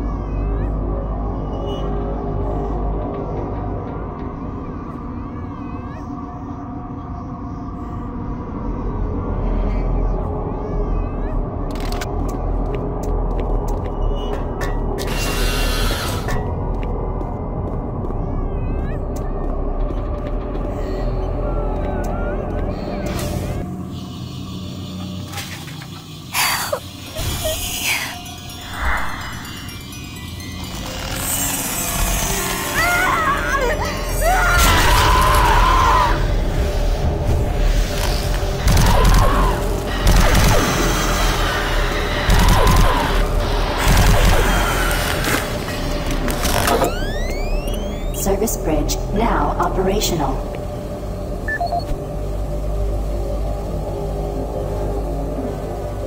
This is the audio log of weapon analyst Teresa Chazar, dated November 3rd, 2145. I'm pleased to report that the preliminary tests on the ammo storage in the new Mach 3 plasma gun has far exceeded our expectations. We've realized a full 50% gain in the storage capacity of ammo packs as a result of utilizing techniques engineered in the Alpha Lab's molecular compactor. I believe with the ongoing compaction research, we will reach our goal of 3 times the plasma storage currently available in standard ammo packs. I would also like to mention that all of the employees here at the Enpro Plant have been very helpful and quite eager to accommodate all of my requests. For security reasons, I've locked the plasma gun and the extra ammo in locker 063 with door code 972.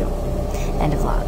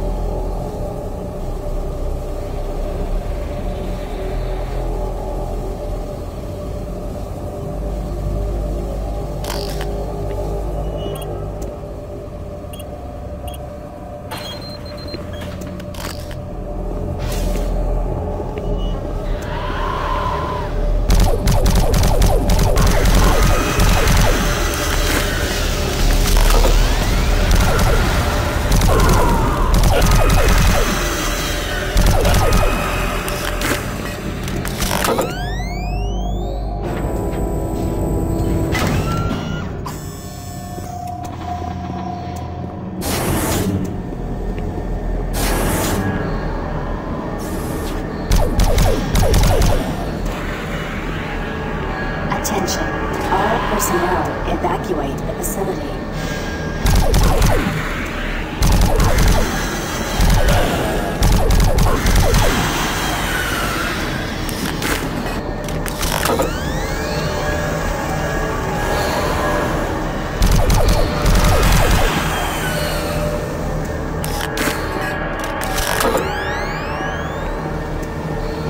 Hazard doors sealed. Please contact plant management for immediate assistance. Warning. Reactor core temperature 235 degrees Celsius.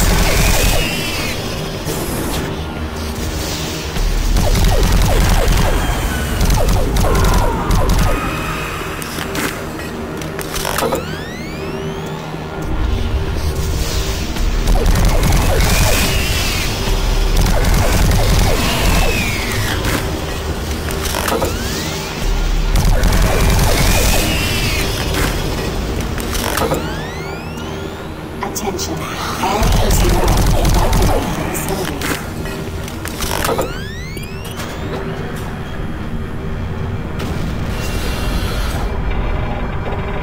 Warning, reactor core temperature 585 degrees Celsius.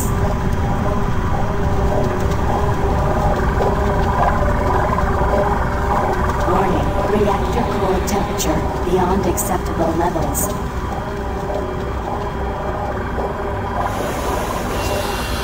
Louie, you gotta find that transmission card. If Swan gets his hands on it, I don't know what he'll do.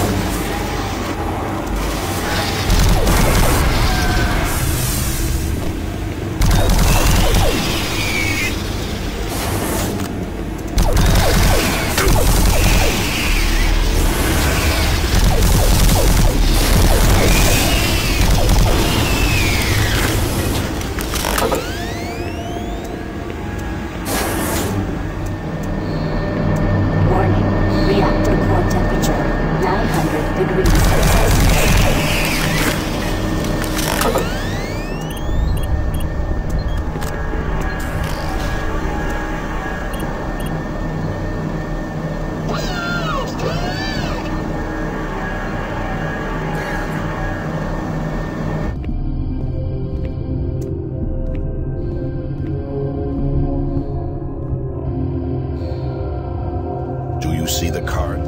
No, sir. Okay, let's get to the communications facility. We can stop the transmission from there. Whatever you say, Counselor.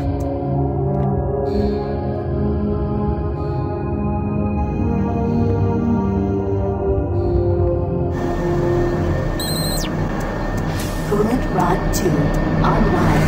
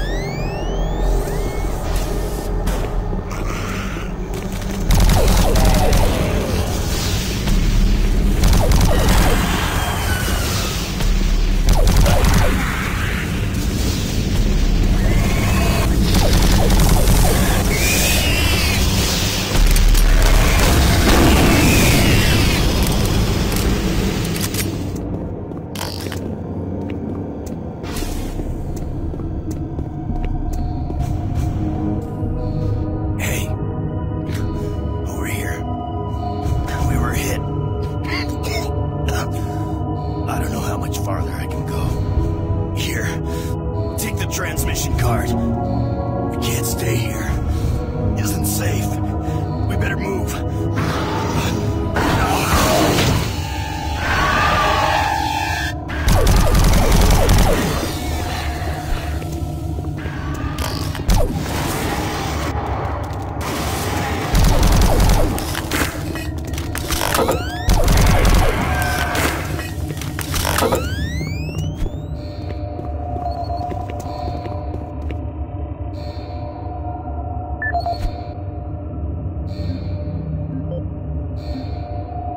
Steve Hammer, service technician. Since Private Swenson wigged out, shot up that drink machine, then lit himself up with a plasma gun, we've all been a bit nervous. All of us in maintenance knew he was losing it. Finally, when that darn drink machine wouldn't accept his credits, he lost it. Started swearing up and down, and you had to laugh when that machine lit up, but before any of us could react, he fed himself enough plasma to power an office building. There wasn't enough head to clean up. Just vapor. It's a bad thing to happen to anyone. Anyway, I know with all the psych problems we've had lately, we need the additional security, but when the guards start going nuts, I don't know, all this extra weapons and ammunition, I mean, do we really need so much firepower laying around?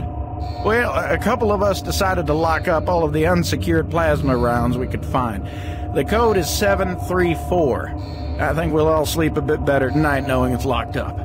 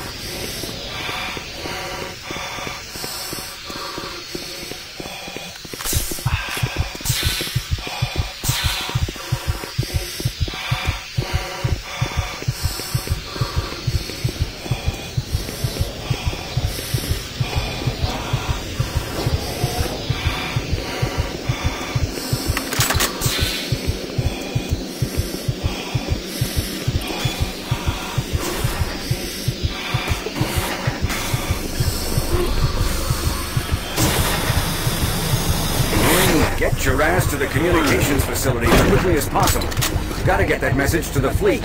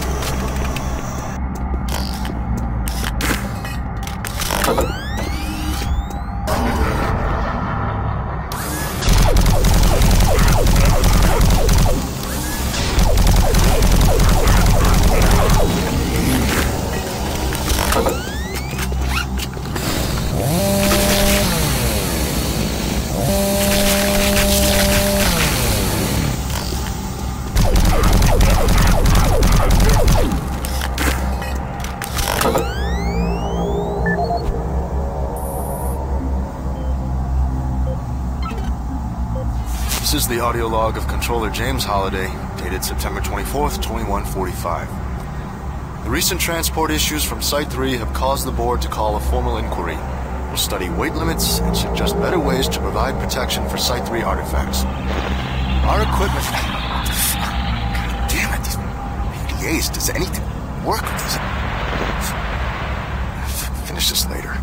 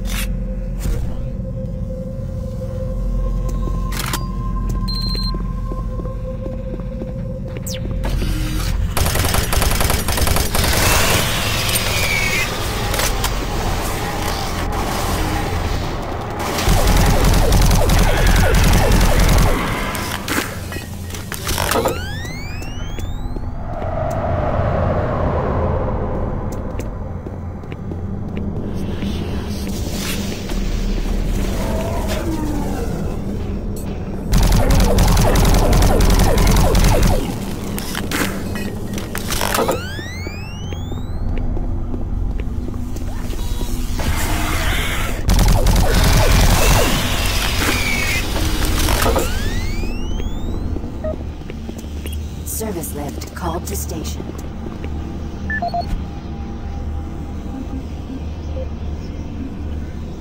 This is the audio log of Officer Ron Ridge dated October 16, 2145. Recent transport tunnel accidents are causing major headaches for both supply and maintenance. Each accident causes an estimated 1 to 3 hour delay in what are mostly time-sensitive shipments. It's becoming evident that certain junctions need safety adjustments as well as recommitment to driving safety by all personnel. The Enpro to Com Center route has shown the biggest increase in accidents over the past 6 months. Safety signs and improved lighting are needed throughout the main junctions over the stretch of tunnels and paths. Absolutely, no recreational vehicle passage should be allowed during peak hours. All personnel should use monorail travel whenever possible to keep cargo shipments flowing smoothly.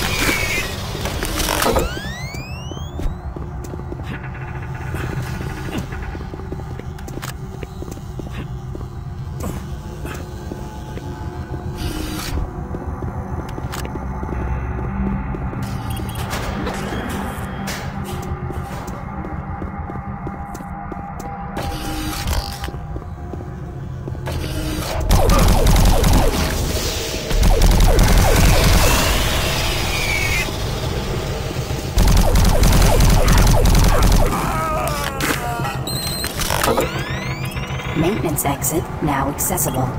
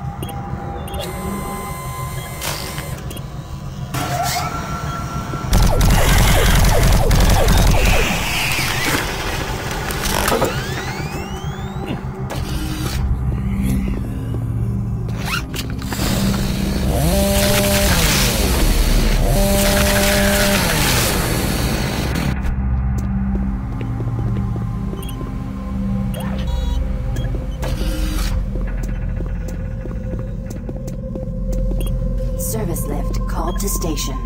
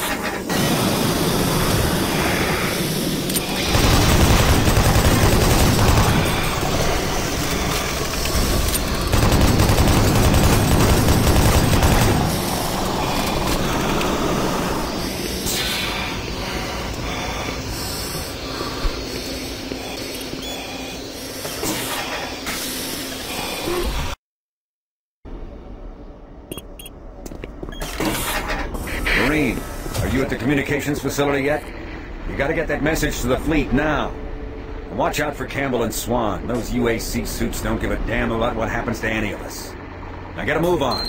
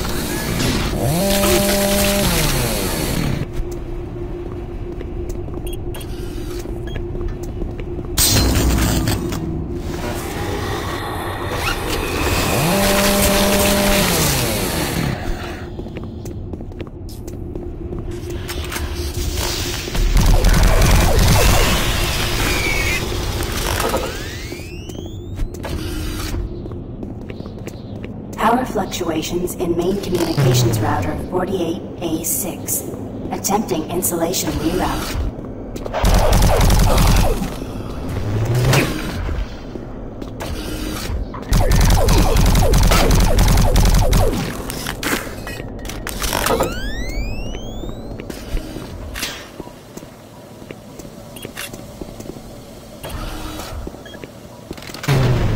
Primary communication systems. Attempt to configure secondary tower failed.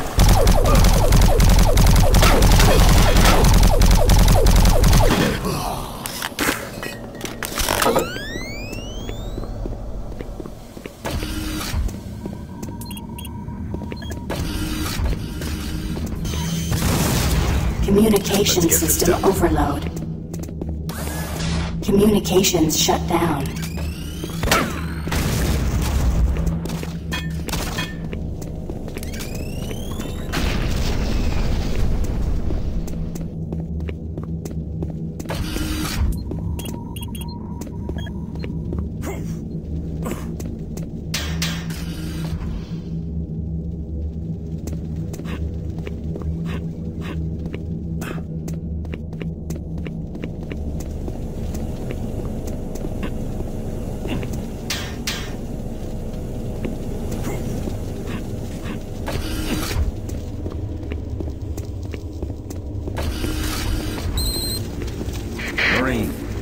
Delta System computers are showing all off-base communication down. It's that fool Swan, isn't it? You're gonna have to find another way to send that message.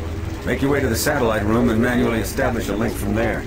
Base schematics are showing the quickest way is through engineering. You can't fail, Marine. Get that message sent. Unable to transmit message.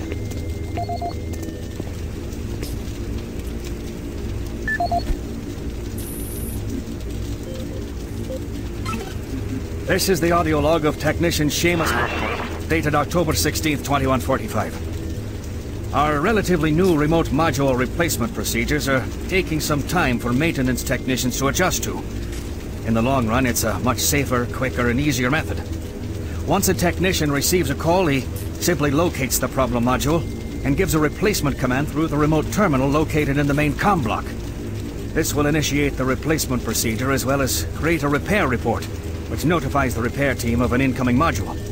Some minor repairs can be done on-site with normal equipment. I'm hoping the new system will need less and less use once the source of the recent power fluctuations is located and solved. The system is built to handle most other things with its automated recovery systems.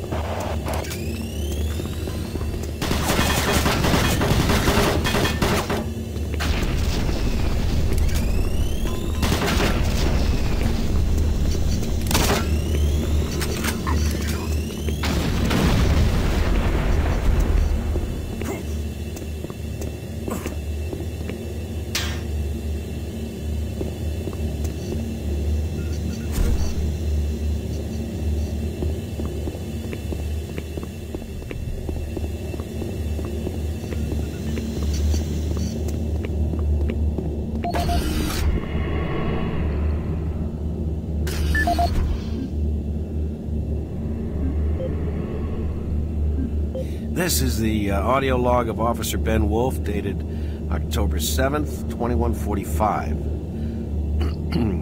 Recent unauthorized transmissions have been uncovered in the off-site redundant logs.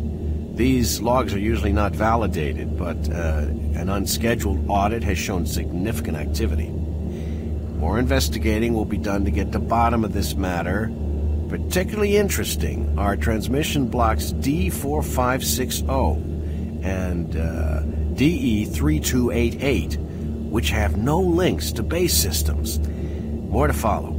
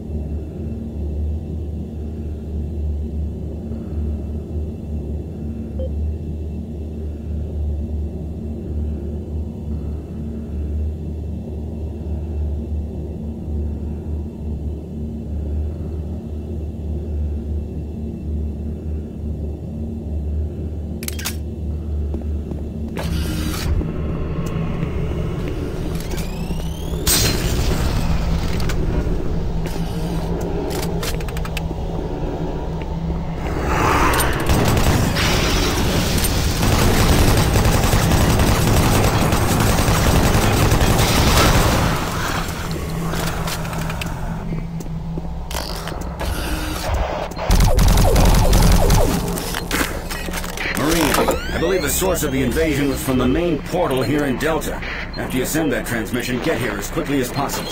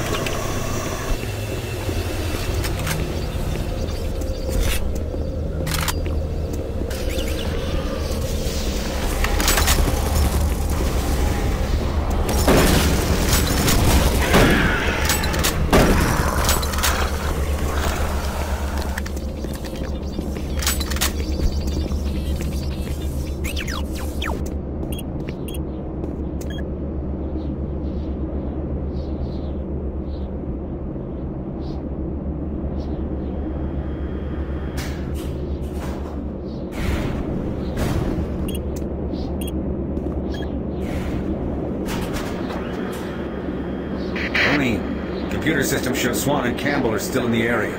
Watch out for them. And get that transmission sent.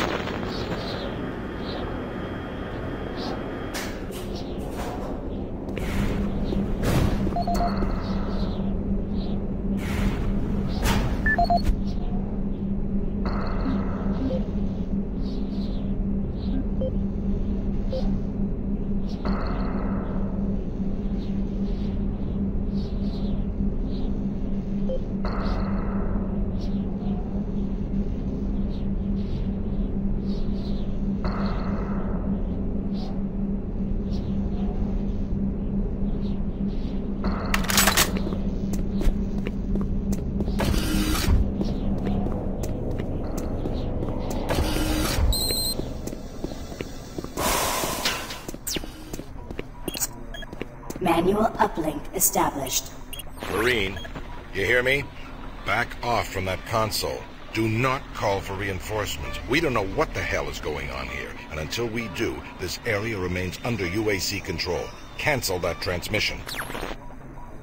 Satellite connection established. You fool! You have no idea what you just did. If the creatures get hold of those ships, who knows what could happen? You might have endangered all of Earth. I'm going to Delta to stop this. Don't get in a hurry. Transmission successful. Excellent work, Marine. Reinforcements will be here soon. I'll wait for you here at Delta. Get here as quickly as possible.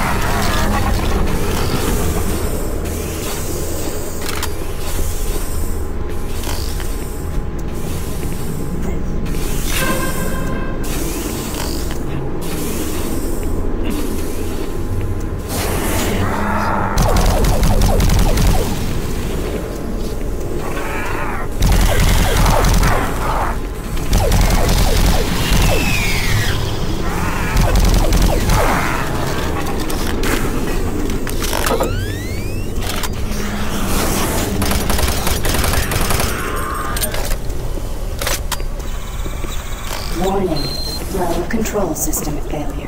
Toxins identified. Execute cleanup procedure.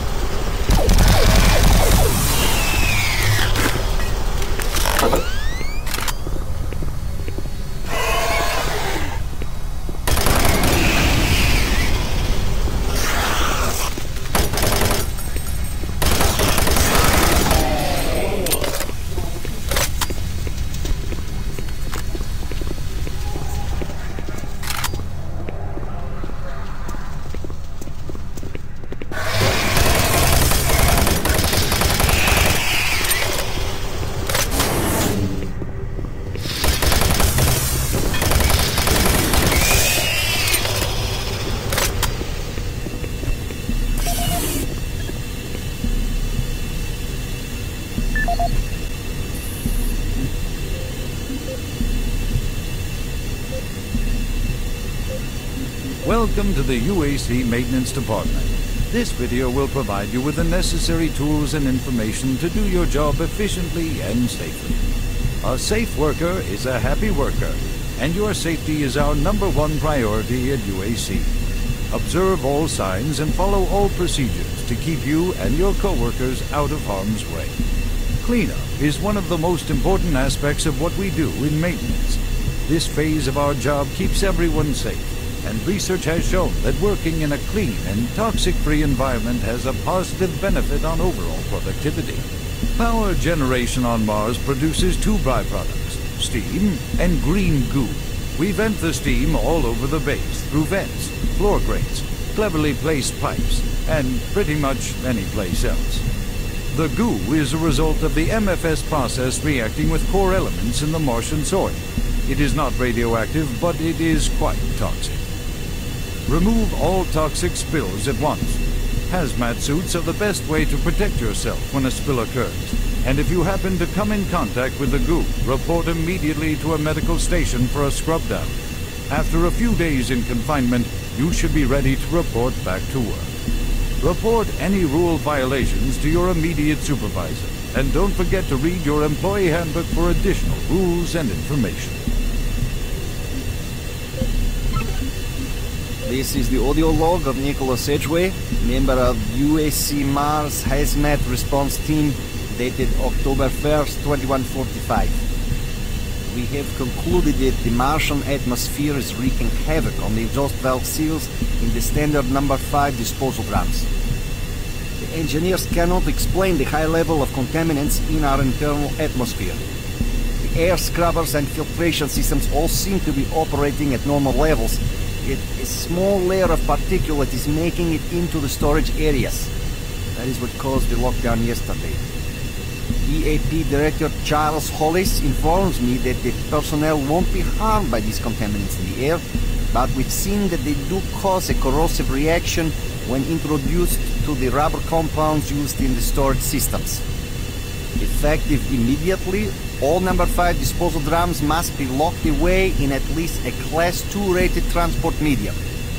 Assessment ends.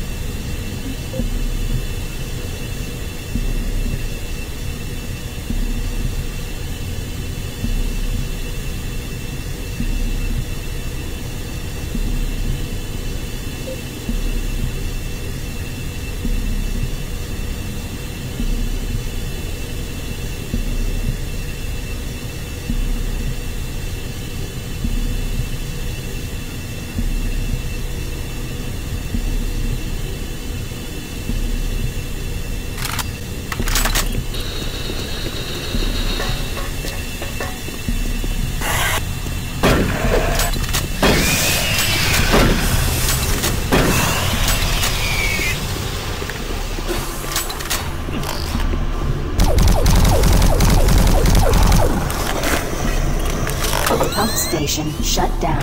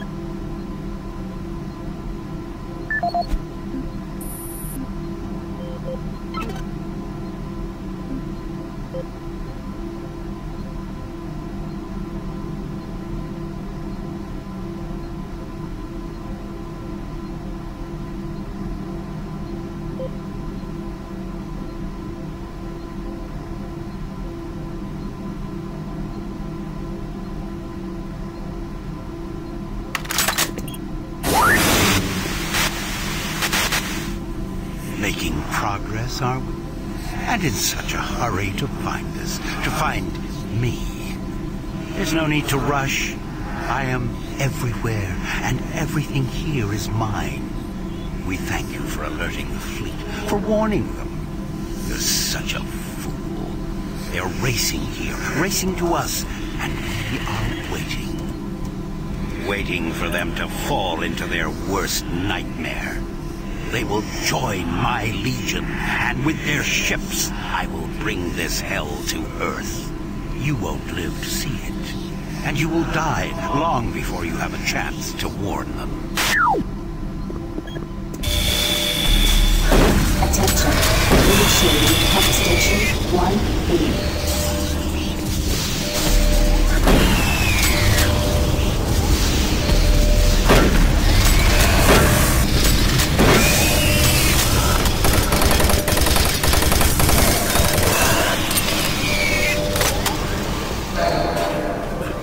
Warning. Air filtration system offline. Toxicity level increasing.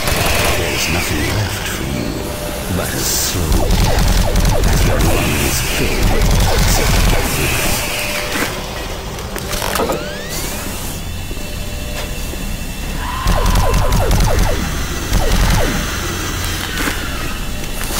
Attention.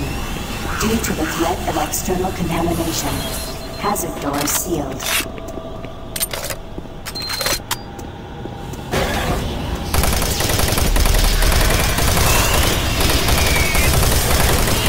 Attention. Due to the threat of external contamination, hazard doors sealed. You will never escape. Your soul will be mine.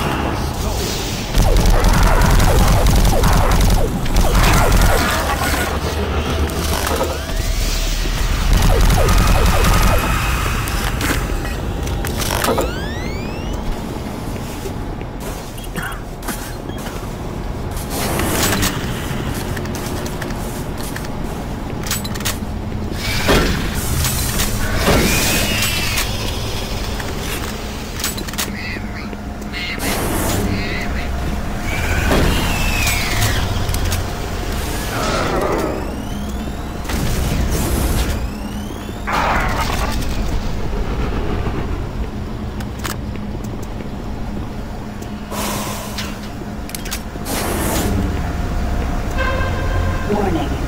Danger level yellow. Unsafe toxicity level detected.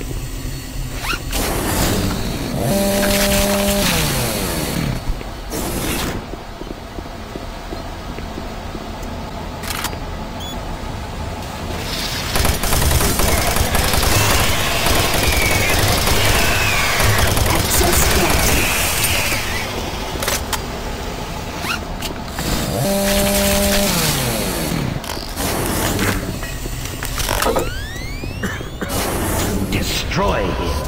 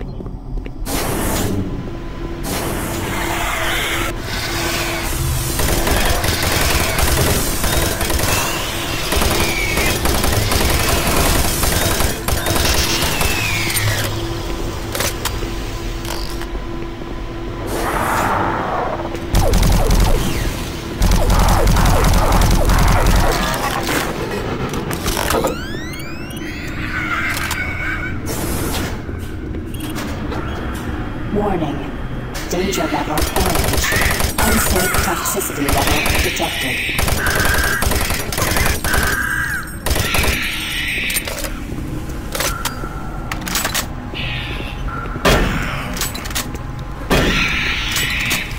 Warning. Danger level orange. Unsafe toxicity level detected.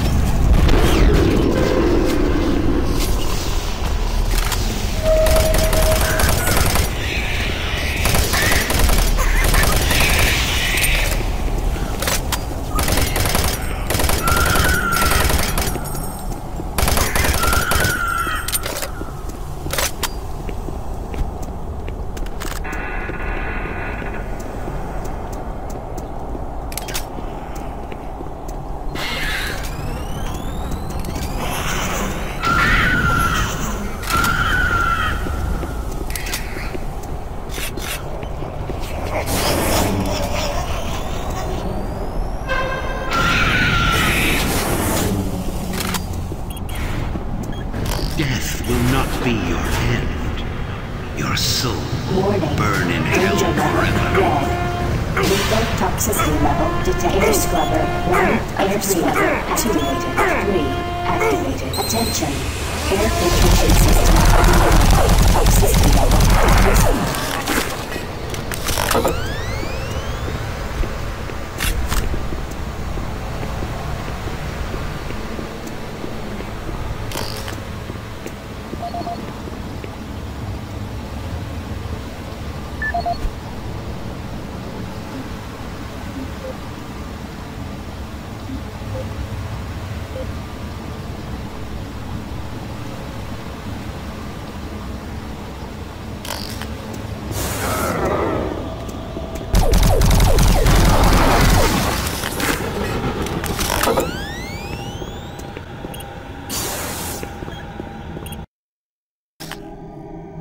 Torzu, Amiral Inokas.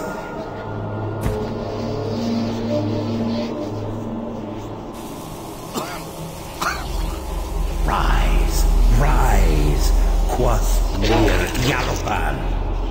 There is no death for you.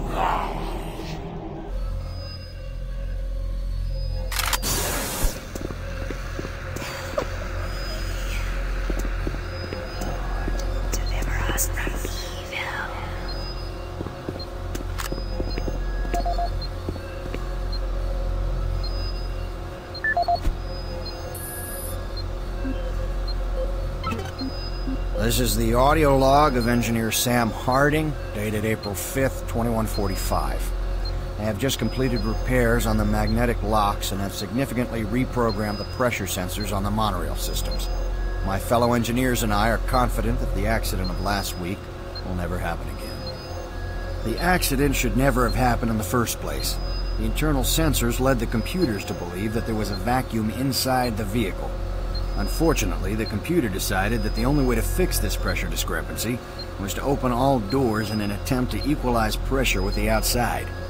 In going over 15,000 lines of code today, I can see no reason for this tragic event to have occurred.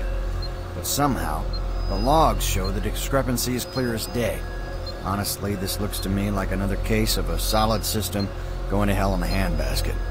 I'm confident that the layers of protection I added to the code today will prevent any such occurrences from happening again.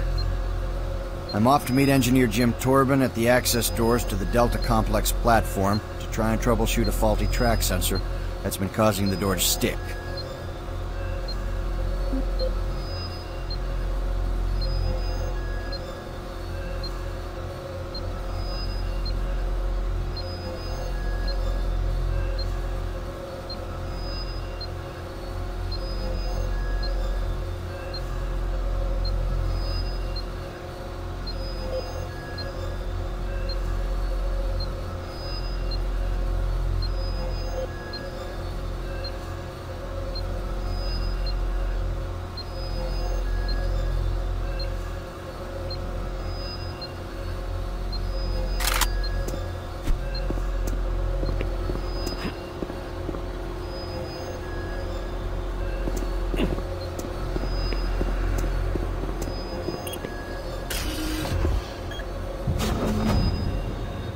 Now leaving Environmental Reprocessing Center. Next stop, Site 2. Who are you? What are you doing? I was waiting here on the train for my partner. He went to investigate what was going on, but he never came back. And now I don't know where he is. I don't know what the hell's going on. But I bet it has to do with those artifacts we were digging up at Site 2. I bet they're somehow connected with those things in the Delta Complex. The Delta Complex isn't safe. You're crazy if you're going there. Look, I don't think this train is safe either. Remember, we don't know what's first. ahead. Please do not exit the vehicle. I'm staying on the train until we get to Delta. Then you're on your own. In the event of an emergency stop, MARSEC will be dispatched immediately for your safety. Have a nice day. Now entering Site 2.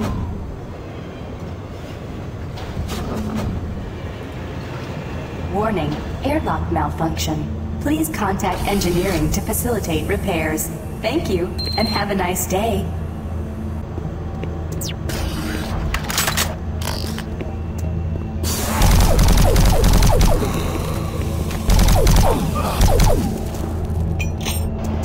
Destroy all who oppose you.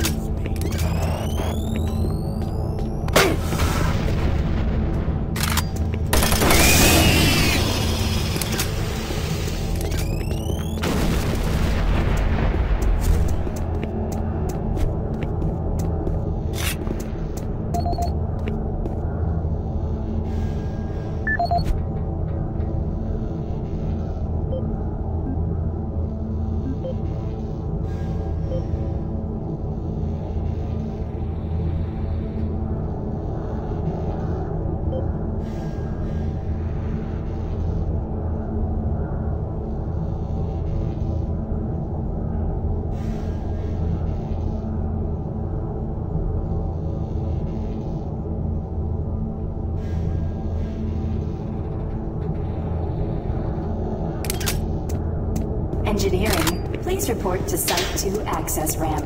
Airlock malfunction detected.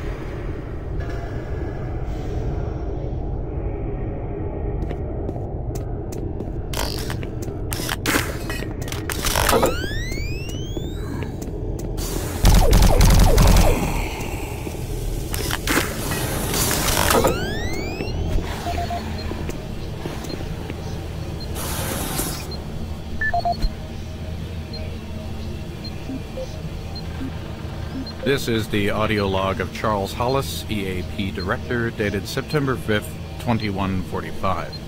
In order to conserve current life support resources, effective October 1st, 2145, the Council has made a decision that all environment processors be brought offline in the general area of Site 2. Tomorrow, I will be sending out emails to all team leaders asking for an update on their asset relocation program to Site 3. We feel that we have unearthed enough useful material as it pertains to the project from Site 2, and choose to now devote resources in the exploration of Site 3. End log recording.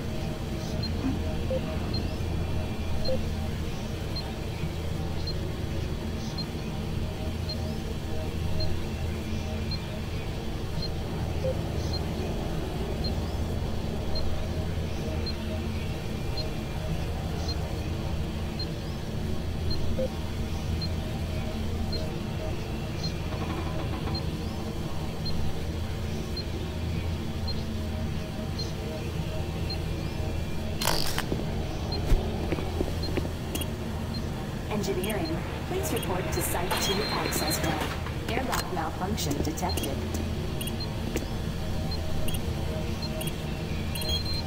Airlock security override enabled.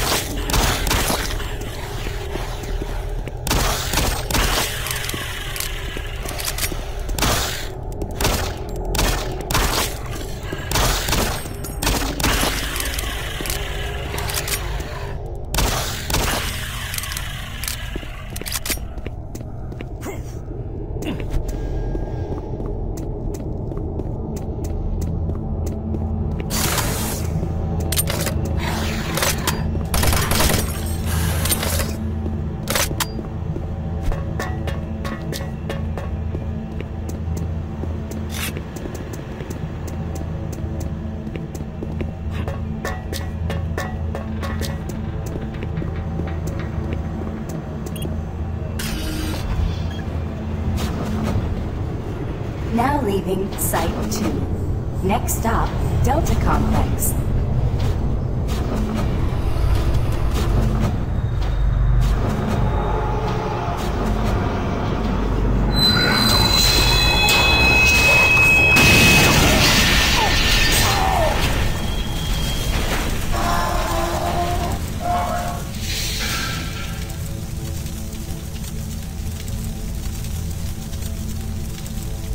Engineering, please report to Delta Complex access ramp. Track sensor failure detected.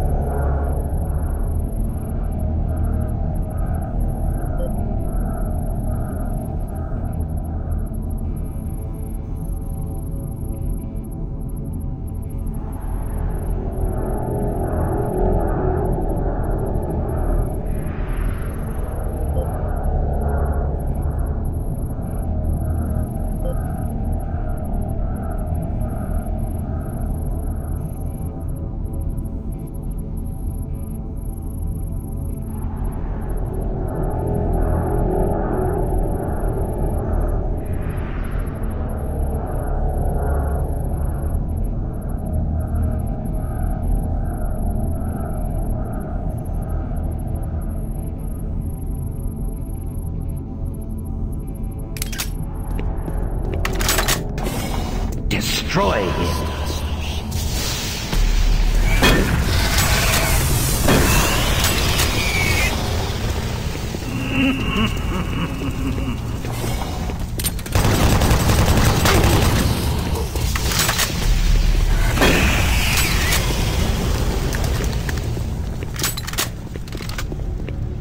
Warning. Automated turret guns online.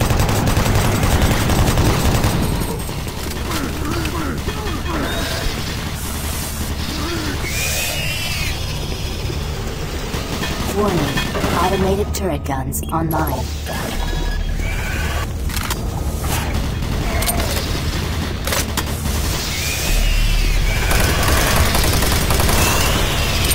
Warning. Automated turret guns online.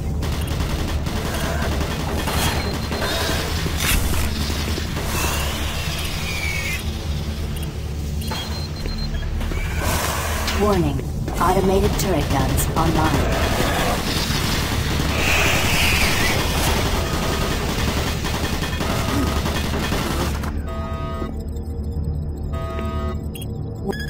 Attention. Automated turret guns offline.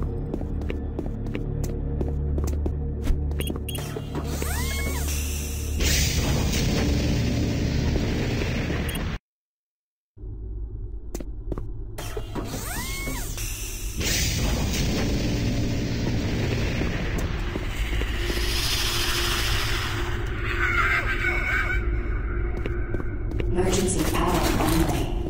All Delta operations suspended.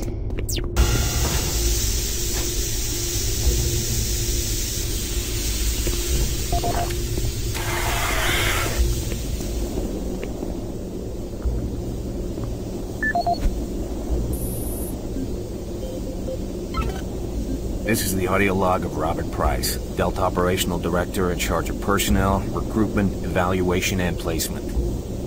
Assignment of engineers to the lower Delta labs has become almost impossible. In 6 months, we've gone from a volunteer surplus to a critical deficiency of qualified personnel willing to accept assignment. Increases in both pay and benefits have done little to help this situation. Through exit interviews as well as the weekly Delta medical brief, it's become apparent to everyone that the rate of sudden and unexplained mental illness is way beyond acceptable levels, even from ours. They're derogatorily being called sub-delts up here, and I have a feeling this attitude will spread to other parts of the UAC. End of log. This is the audio log of Robert Price, Delta Operational Director in charge of personnel, recruitment, evaluation, and placement. Disciplinary Action Report 40C-8, responding to Mars City Administration request. Delta Labs 1 is currently addressing a problem concerning theft of security equipment. 4 members of the security detail assigned to the Delta Labs have been reprimanded with 3 others under investigation. It seems caches of weapons, armor, and ammo have been discovered in various places throughout the Delta Labs. We've located some of the missing equipment and have information that we hope will lead us to more. I have a team investigating storage room 21D with security code 298, where I've learned stolen items may be located. I hope to recover all items and find all personnel responsible. Emergency power only. All Delta operations suspended.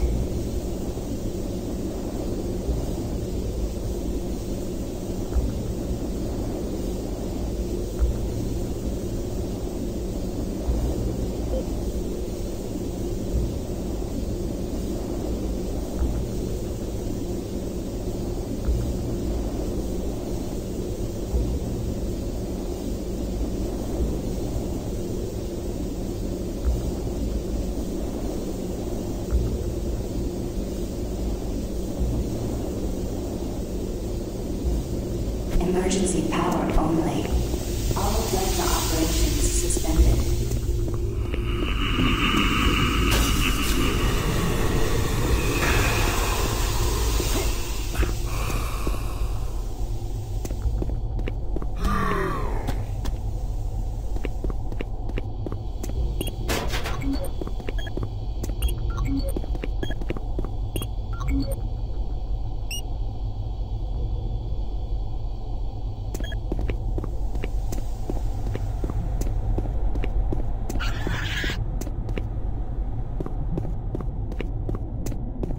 Emergency power only.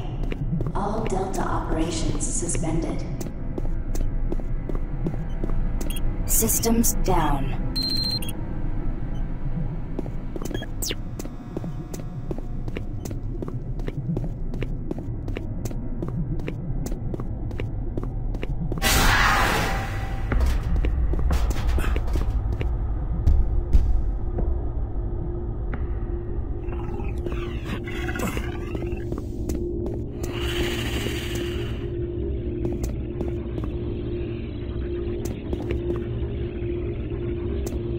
Emergency power only. All Delta operations suspended.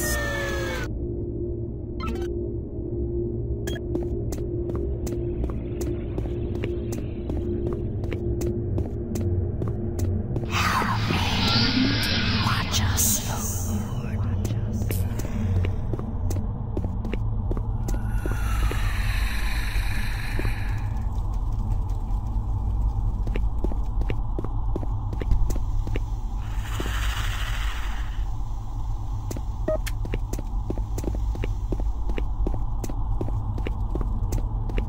Emergency power only. All Delta operations suspended.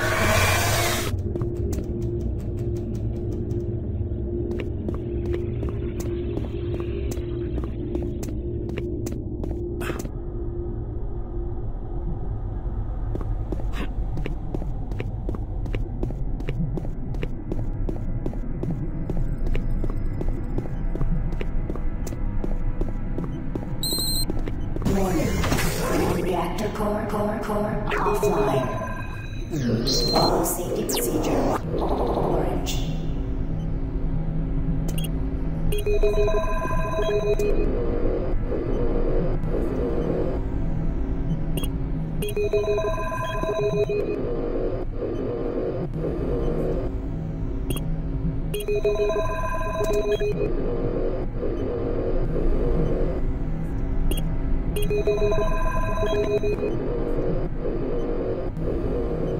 Warning, reactor core offline. Please follow safety procedure or connection established. Green, this is Kelly. If you're watching this, you're tougher than I thought. I guess things aren't always what they seem. Plans have changed. Delta Complex 1's been compromised. You're not safe there. I'm moving to Secure Service Tunnel 1. It's not far from your position. We'll meet there.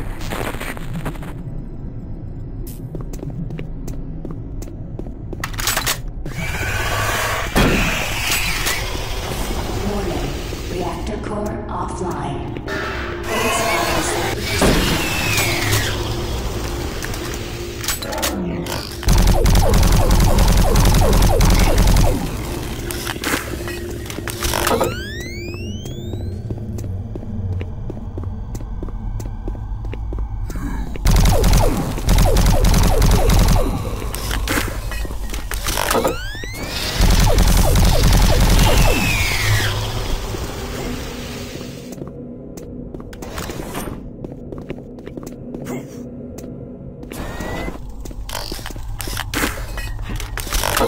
Warning, reactor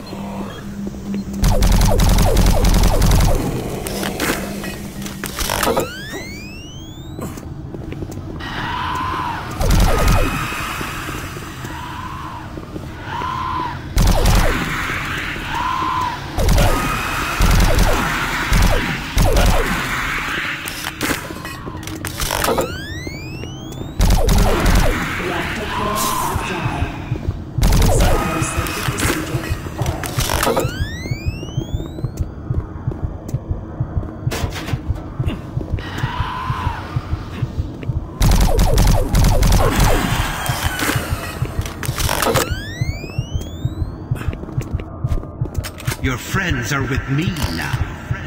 Soon, you will join them.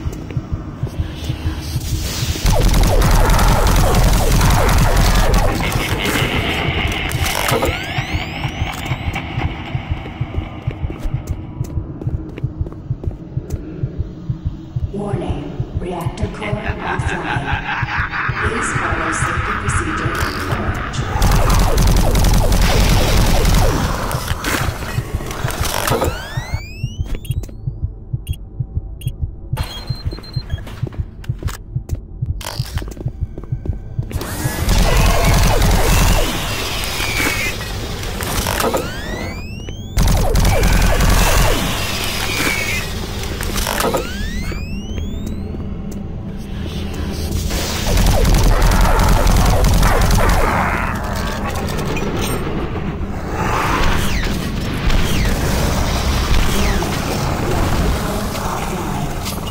Please follow safety procedure orange.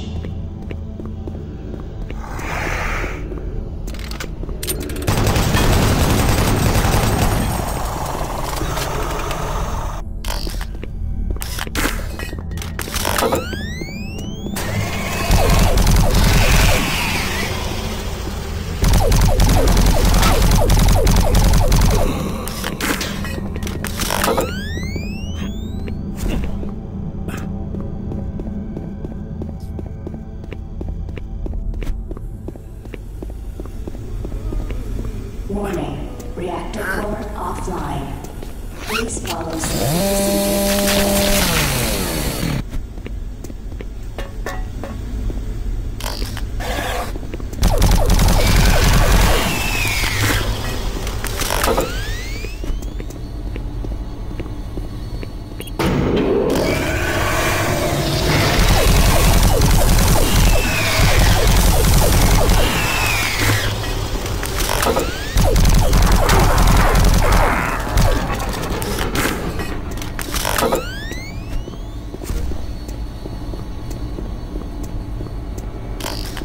Warning.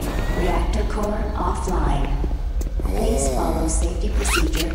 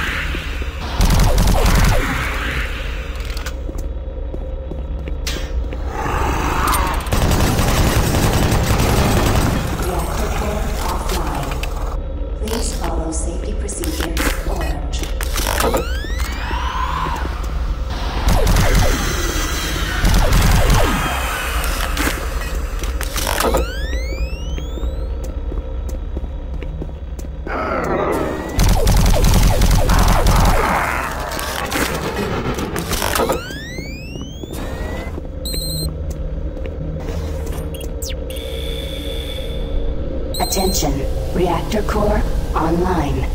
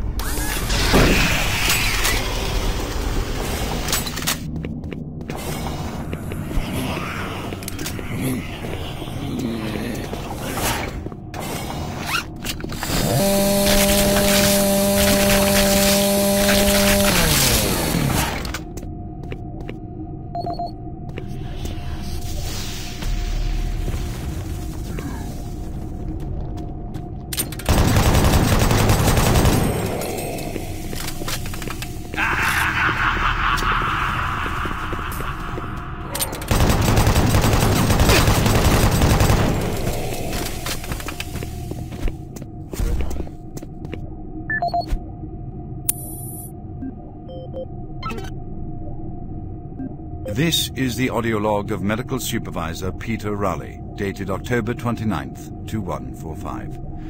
We have exhausted all known forms of drug treatment in hopes of finding a way to abate this strange outbreak of dementia, and I have yet to receive any additional data from the psychiatrists back on Earth.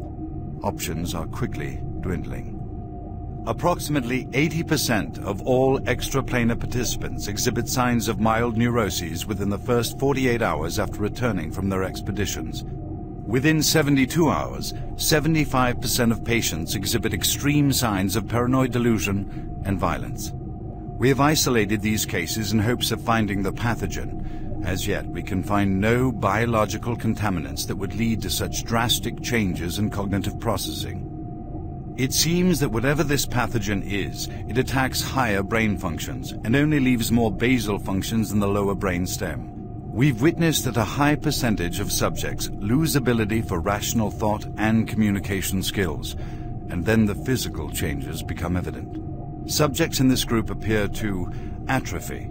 Skin pales, muscles become slack, bone, teeth, and fingernails become almost translucent, veiny sinews of their former selves.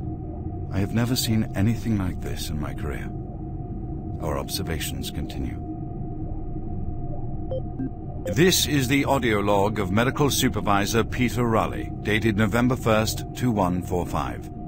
Patient 0432, a Private Steve Jensen of the UAC Darklight Armor Corps Division, expired today at 1543 of a self-inflicted gunshot wound. This is approximately 110 hours after his return from expeditionary missions. Private Jensen was suffering from paranoid delusions and full-blown dementia. Treatment was unsuccessful. He was the last surviving member of his outfit. 4 other squad mates, who also came back with Private Jensen, expired from injuries suffered on that last mission shortly after their return.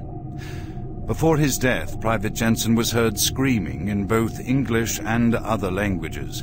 Something about demon hordes feasting on our souls. The other language was later discovered to be Aramaic. Due to security concerns in the area, I've secured some armaments within my office.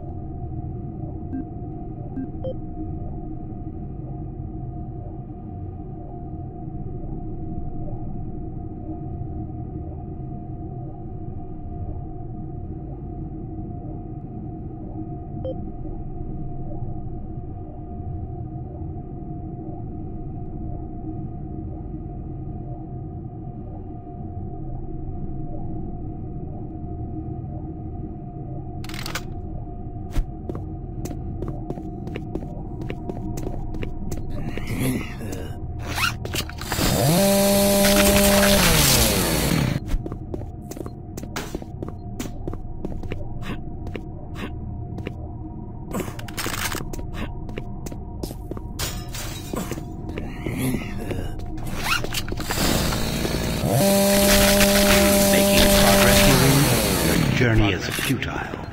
You will die, and your soul will be mine.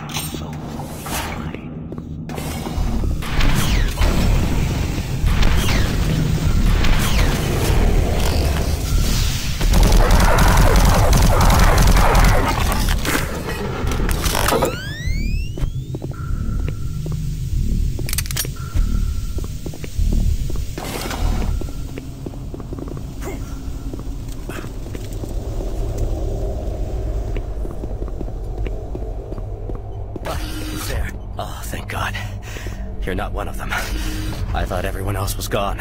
I was part of this. I helped them. The madness of opening to another dimension. Look, we don't have much time. We let it through. The evil, the protective stabilizer on the portal just failed after Betruger took the device. It was an artifact we had found in the ruins. He took it into the portal, and hell followed him out. You have to help me first. I'm going to try to get the teleporter systems running again. The areas are destroyed around us, so it's the only way through this part of the complex. You need to find me a working plasma inducer. It's all I need to get the teleporter working. You can look for it in operations. I have a security clearance. I'll unlock some doors for you. There. We don't have a lot of time. Please hurry.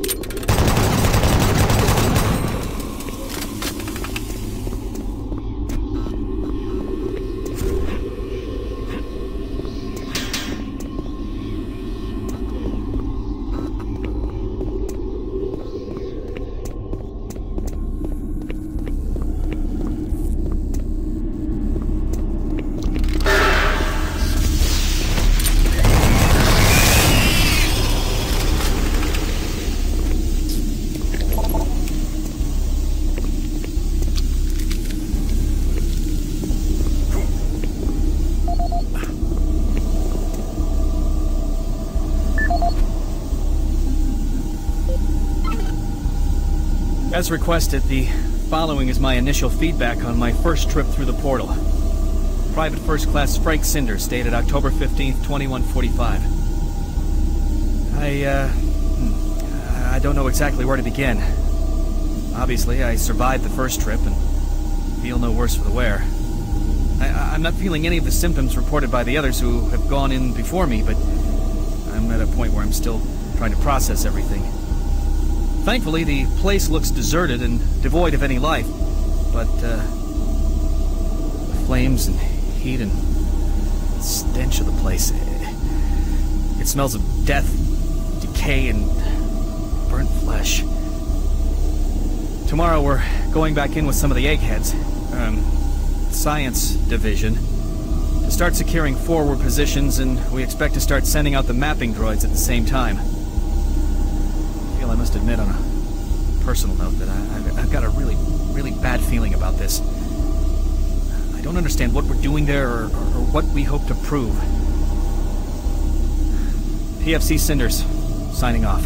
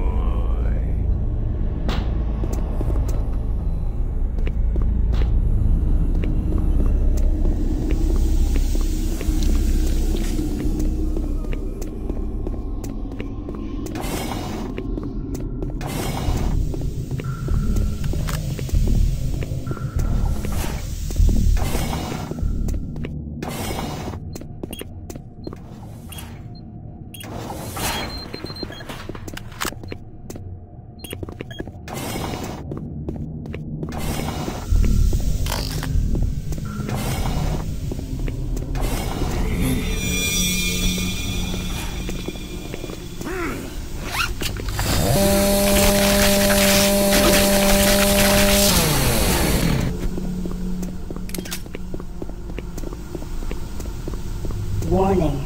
Halon systems active. Access denied.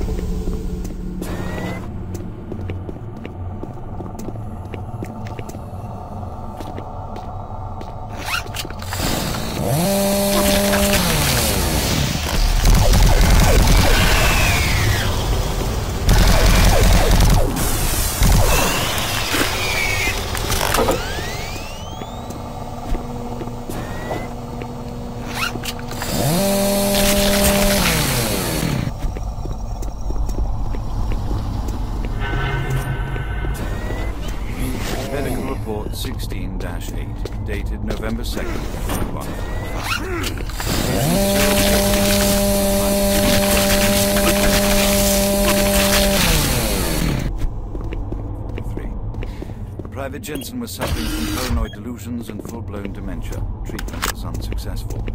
Initial psychiatric interview, mild psychosis with speech, motor activity and thought processes within normal range. Paranoia being the only psychotic element directly evident. Reference interview G8A. Private Steve Jensen, October 18th, 2145. UAC psychologist Dr. Hooper interviewing Steve Jensen, male, age 27. Steve, can you talk to me about the last few weeks, please? I don't want to talk. Well, I'm here to help you, Steve. I've tried talking. They think I'm crazy. You think I'm crazy. They, your colleagues, aren't doctors. Let me help you. Help! Nothing can help us. Prior sessions over a period of 72 hours reveal rapid deterioration of both physical and mental capacity, with behavior inconsistent with any known patterns. The patient was responsive for brief periods and had to be restrained during interviews. Reference interview H-3-2. Private Steve Jensen, October 21st, 2145. Tell me what you see, Steve. I don't want to see it anymore. I don't want to feel it. They'll be here soon, and then you'll see it. Can you talk about what you see?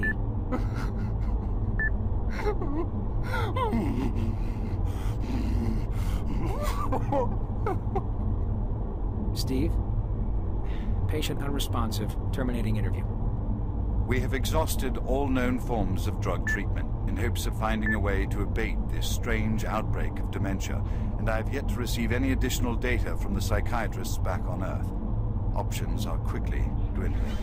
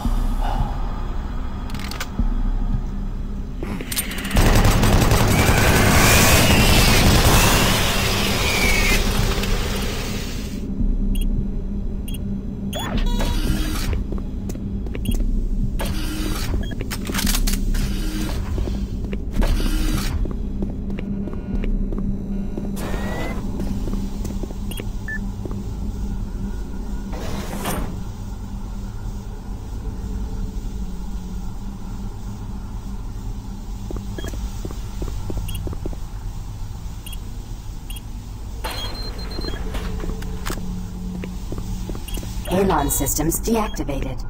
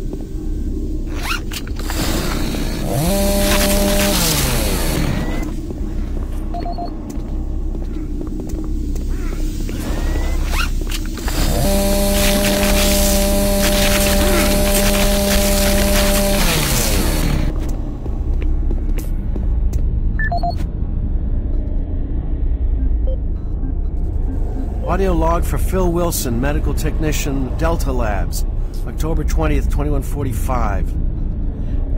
Today, I witnessed the third test of the teleporter in the 3 weeks that I've been here. Volunteers are becoming harder and harder to come by, and it isn't difficult to see why. They all come back screaming like loons about demons, pools of blood. It's real fire and brimstone stuff. At first, I wasn't paying much attention, just doing my job, but the last was Robert Clayton. Now, I met him my first day here. This guy chews up rocks and spits out gravel, as tough as they come. Having to sedate him and drag his drooling body to the isolation room, it's really freaked me out. I'm gonna put in for a transfer as soon as I'm able.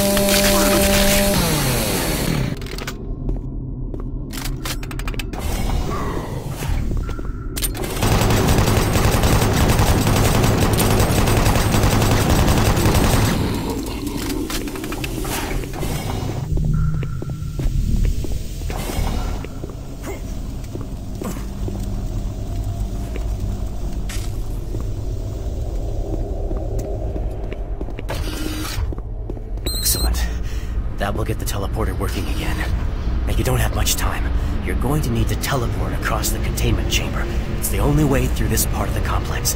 Head into the chamber and initiate the sequence on the machine. I'll take care of the rest. I'm not going with you. Good luck. But before you go, I want you to take something. It's a journal I made about the experiments. Those things.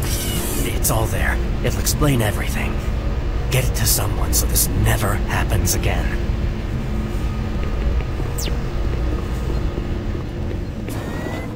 Decontamination process started. Decontamination complete. Have a nice day.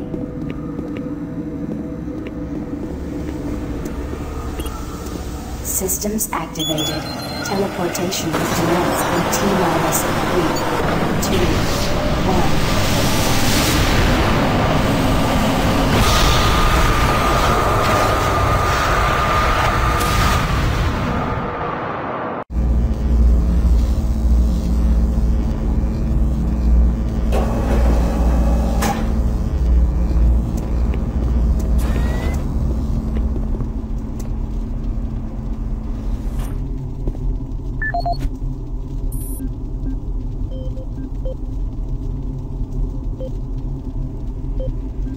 My name is Ian McCormick, and I am a research specialist stationed on Mars, working for the UAC.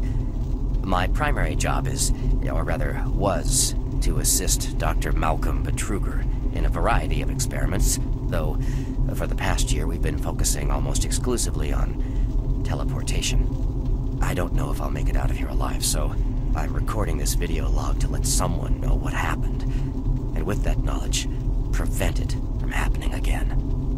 Initially, the teleportation experiments were amazing. We were creating a new science, and the prospects of it changing our way of life were, well, they were outstanding.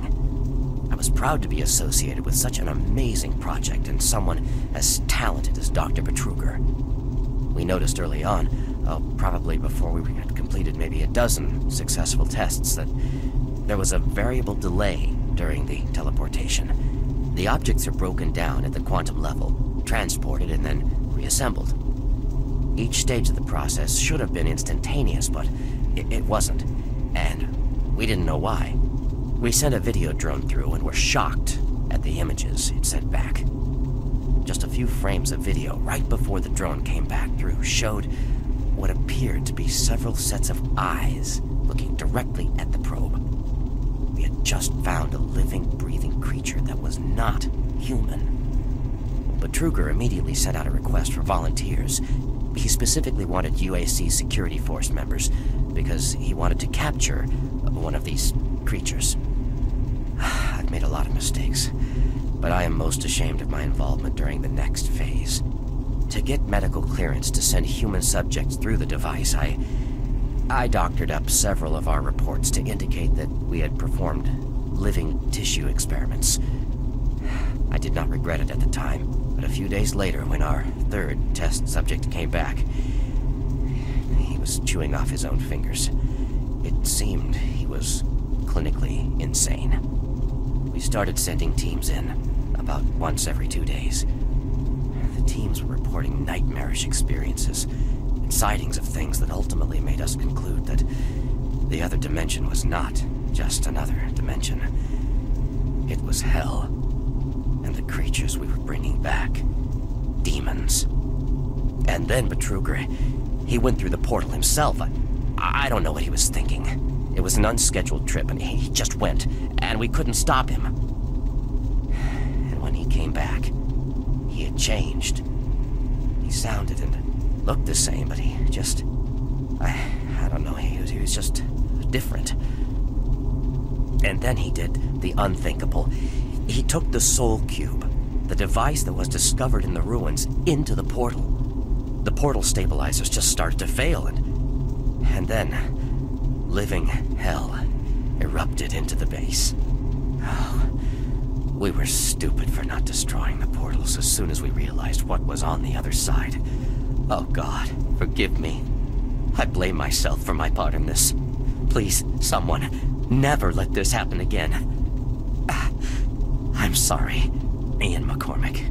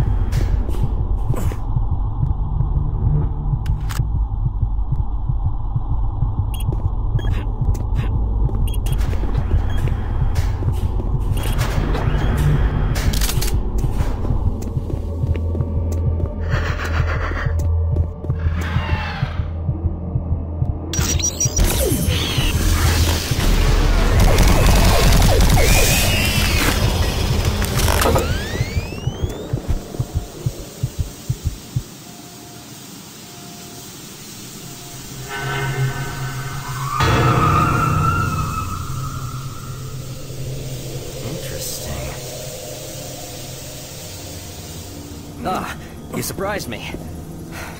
I'm glad to see you. I would have hoped they would have sent more than just one guy, though. I've been studying one of the specimens we brought back to see if there's something physiological that would be a weakness, a way to stop them. I found nothing so far. Haven't had enough time. I'm gonna stay here and keep looking. It's the only thing I can do. There are combat supplies in the storage cabinet in the next room. The code is 624. I hope you can use it.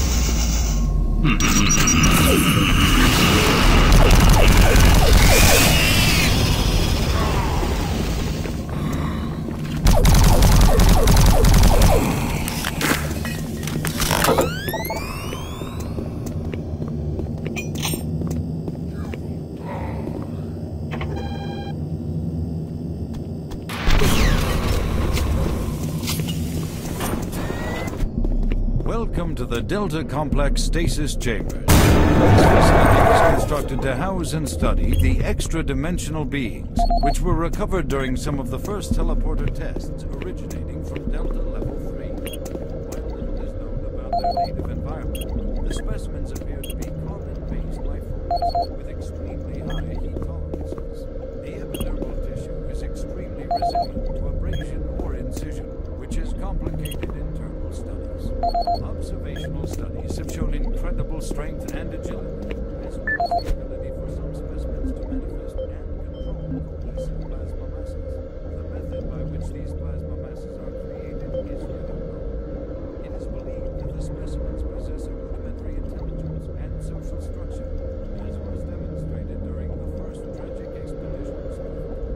While the cost in human life has been great in acquiring these specimens, we hope to one day complete genomic mapping and begin to answer the many questions we have about these entities.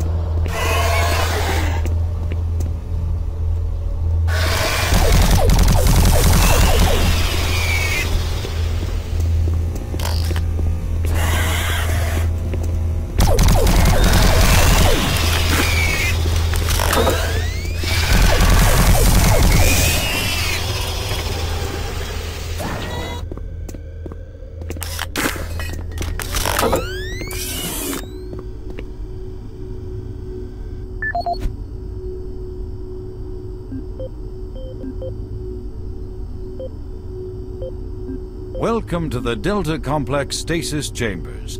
This facility was constructed to house and study the extra-dimensional beings, which were recovered during some of the first teleporter tests originating from Delta Level 3.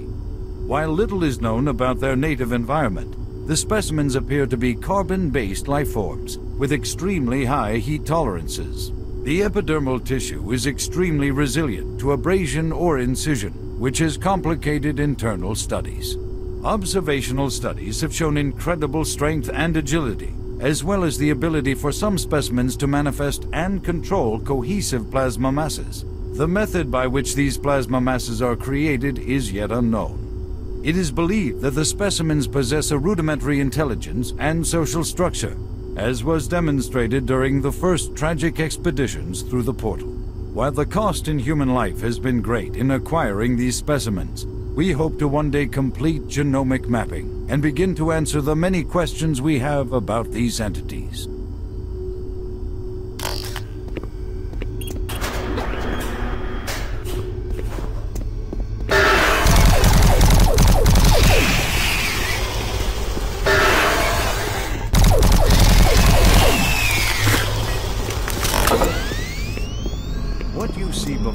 Is a relic codenamed U1, or simply Soul Cube.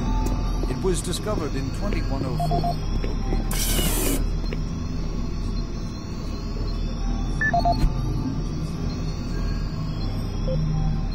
What you see before you is a relic codenamed U1, or simply Soul Cube. It was discovered in 2104. Located in a geographic region where UAC researchers have unearthed evidence of a long-lost civilization. We know nothing of this civilization other than they existed, and that they were all wiped out in some type of cataclysmic event, according to what we've been able to decode from stone tablets found throughout the ruins. What clues we have been able to piece together reveal a culturally advanced society, whose technology can only be described as mystic, as evidenced by U1's strange characteristics. Efforts to further examine U1 have been futile. Mass spectrometer and radiation scanning methods have failed to provide reliable identification of the molecular makeup of this artifact. The object cannot be weighed, and in all tests we've been unable to determine its mass. All attempts to physically manipulate or open the artifact have been met with no success. We also have had no success in deciphering the symbols adorning U1. What we do know is that the thermographic readings are constant, unwavering temperature of 98.8 degrees Fahrenheit. Our research continues, and we hope that with continued investment and research, we can, one day soon, learn to exploit the technologies that make up U1.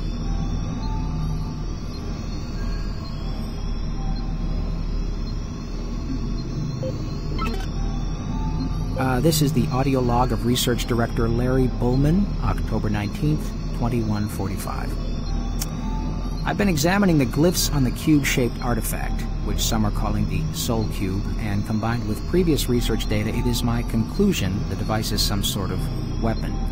If the power fluctuations would stop long enough for me to get the linguistic CPU online, then I am sure my theory would be verified. You know, I'll take this opportunity to lodge yet another complaint about the continual power problems. Living in this godforsaken base is bad enough without having to watch the lights flicker constantly. It's just... Well, never mind. Back to the task at hand.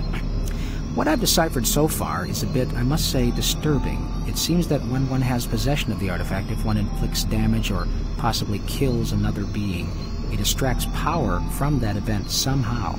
Now, once a certain threshold has been reached, the artifact has the ability to kill anything you attack with it. How you attack with it, I'm frankly not certain, indicating that the artifact is autonomous in some way. To date, I have only deciphered about, 2/3, give or take, of the markings, but my initial glance at the rest of them indicates it harbors some far greater power. As you know, at this time we have not seen any reaction from the cube, and it has withstood any scanning, abrasion, or other test beyond picking it up and examining it. I suspect that just like the civilization that constructed it, its capabilities are diminished to the point of being useful only as a paperweight. End of log.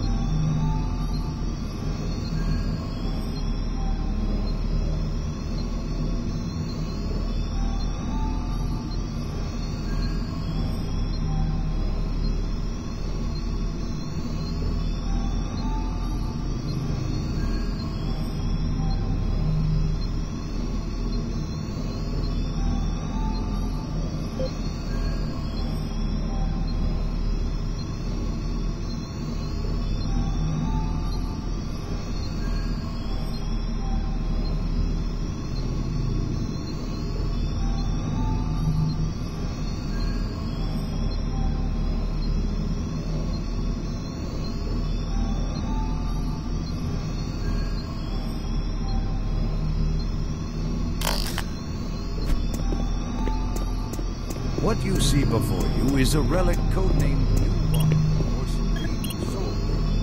It was discovered in 2101. Geographic region. I have the Soul Cube in hell, and you will never find it.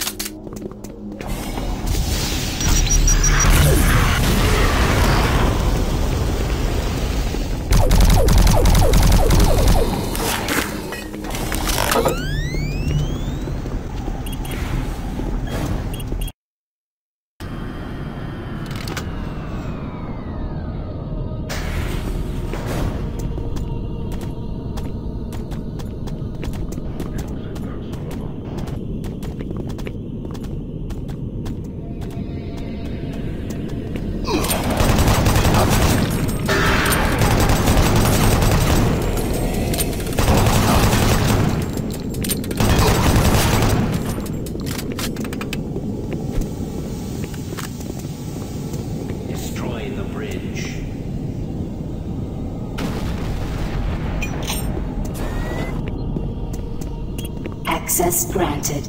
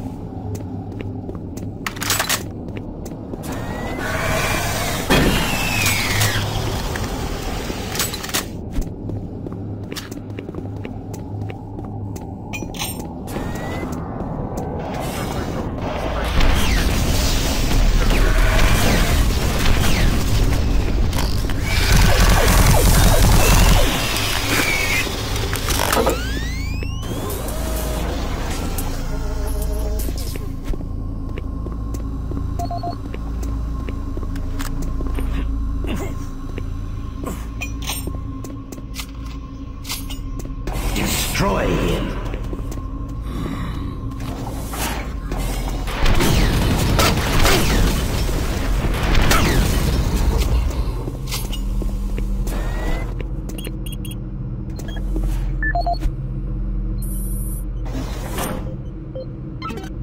This is the personal audio log of Dr. Frank Serrano, dated September 19th, 2145. I've been brainstorming on Betruger's thoughts about achieving sustained, uninterrupted transfers for the teleportation units. Currently, our systems can only build enough of a charge to have the portals open for approximately 10 to 15 seconds. It's enough time to get a team through, but not enough time to send in some of the heavier equipment. Engineering in the Enpro facility informed me that we can theoretically boost the active portal time to 45 seconds quite easily. But this will require rerouting power from central processing, and we just can't afford the downtime. The power requirements for the system are astronomical. We're sucking power from 3 veins in Enpro just to power Chamber 1. I have no idea how we can sustain transfers for longer than 60 seconds without giving serious thought to reorganizing the teleport power grid. I'll sleep on this. This is Dr. Frank Serrano signing off.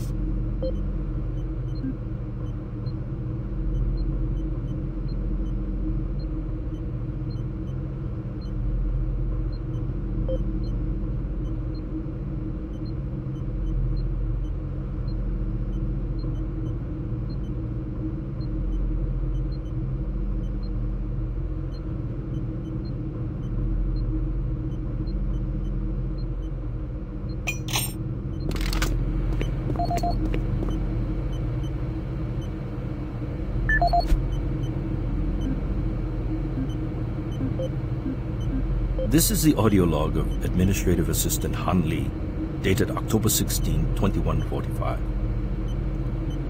Why is it that I keep getting the crummy jobs? Armor Corps 1st Platoon and 1st Science Team were completely wiped out this morning on their 2nd excursion. And I am the one charged with writing up the reports and sending this information back to Earth and next of kin. So here I am. First cup of coffee for the day. 5 hours of sleep the night before, no shower, and I have 20 dead bodies to fill out paperwork on. I haven't seen the actual corpses, but word coming down from the grapevine says that it looks like they have been hacked up pretty good. This says everyone on the base spooked. Betruger is nowhere to be found, and there are a lot of questions being asked with no answers from anyone. Last I heard, they were suiting up the next outfit with the new BFGs. Sounds like they weren't taking any chances on this next trip with them packing that kind of firepower. This is the audio log of Administrative Assistant Han Lee, dated October 20th, 2145. Just when I thought this job couldn't get much worse, it did. Delta scientists sent another group of researchers through the portal 2 days ago, and they failed to return at their scheduled time. Radio transmissions to the research party have gone unanswered. Even our LZ tracking systems can't find them. We fear that they are dead. Losing lives is one thing, but losing our proprietary technologies is another. The team was equipped with the newest BFG weaponry. We fear those guns may have fallen into the hands of those that killed them. We don't know who or what is behind that portal, but until we find out where our guns are, I'm suggesting we suspend operations for the portal. Thank you. End of log.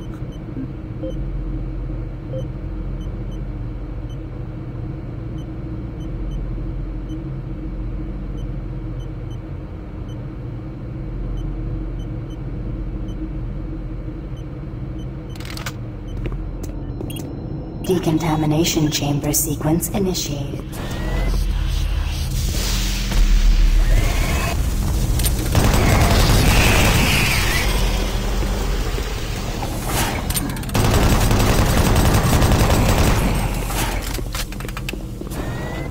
Decontamination process started. Decontamination complete.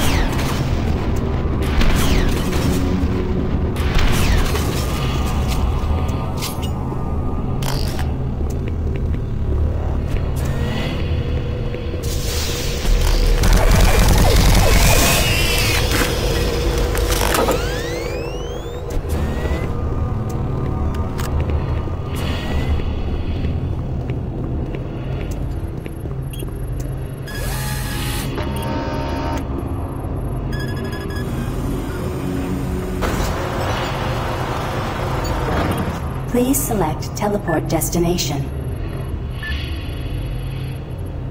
Add 2 selected.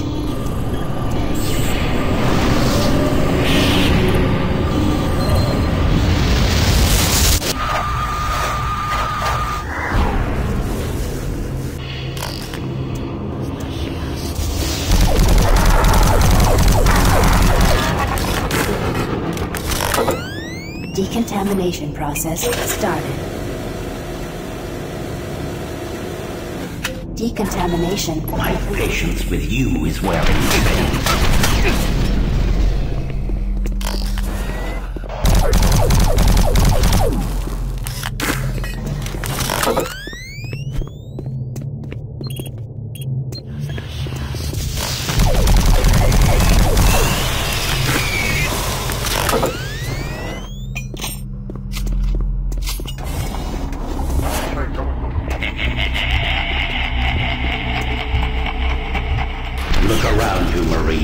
Everyone is dead, and soon you will join them.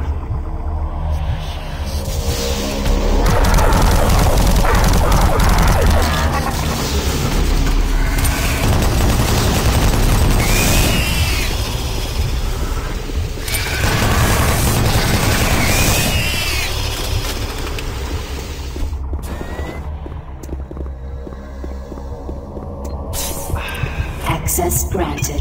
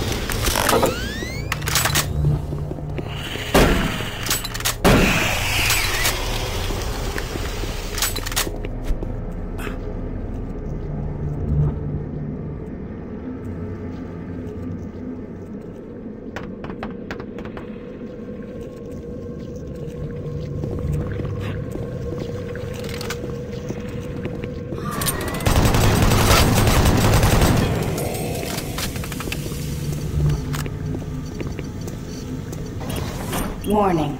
Chamber malfunction.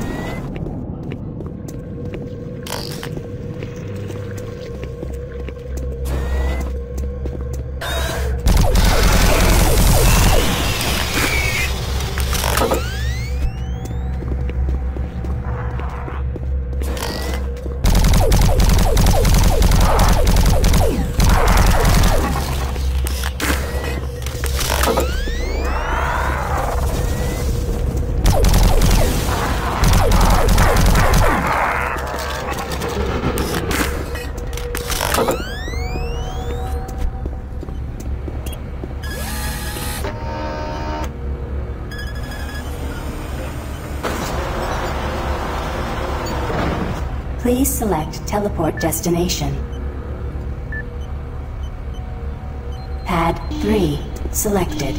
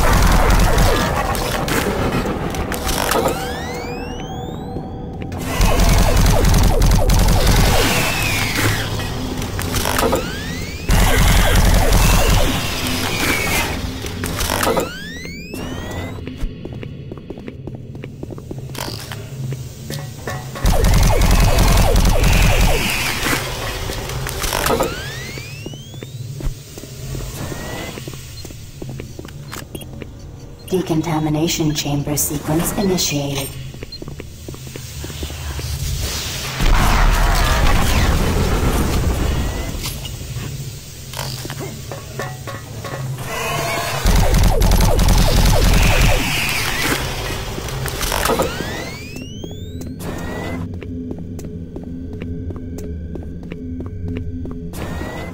Decontamination process started. Primary system failure. System shutdown. Backup systems online. Stop him! Maintenance personnel needed in chamber 3.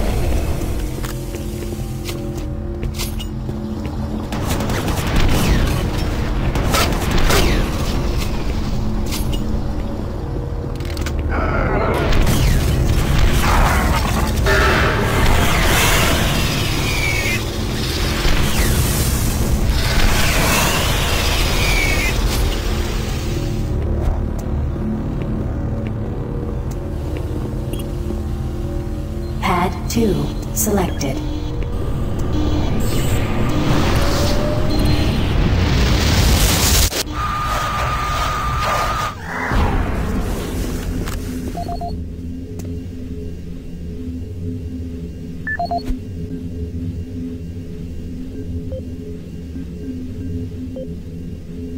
This is the audio log of Dr. Martin Schultz, dated August 7, 2145. We need to amend the operating procedures to ensure that all target teleport markers are properly set and locked before engaging the systems. We had a tragic accident today in Chamber 1 that led to the death of Susan, one of our female chimps. She stepped onto the platform during the calibration phase, and an electrical short gauged the system and literally split her in two. Her torso appeared at the destination marker, while her lower extremities remained in place on the source pad. I'm not sure how we've gone this long without this problem appearing sooner, but it seems like we've been having nothing but difficulties getting these systems to work. I don't know where Betruger finds the energy. He's been busy slaving away in the labs for 16 hours a day trying to debug these latest problems. What's he trying to do? Make the rest of his working sets look bad? Regardless, we have our work cut out for us over the next couple of days, going over all the system's logs to see exactly what went wrong with this round of tests. Dr. Martin Schultz signing off, hoping to report better news next time.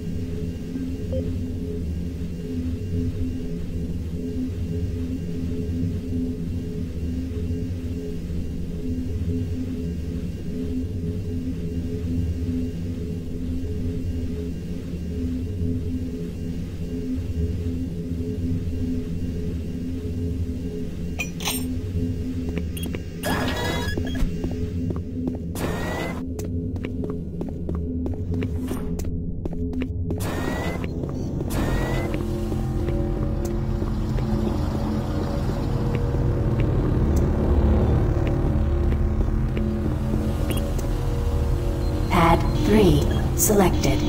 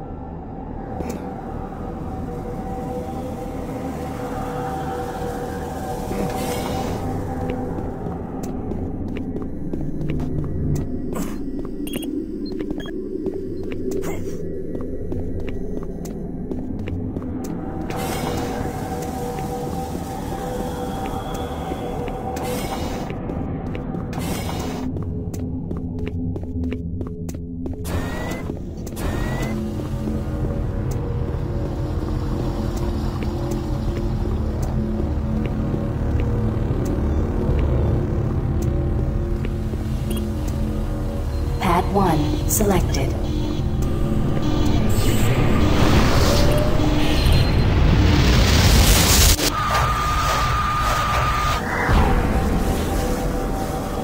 progress, Marine, your journey is futile. You will die, and your soul will be mine.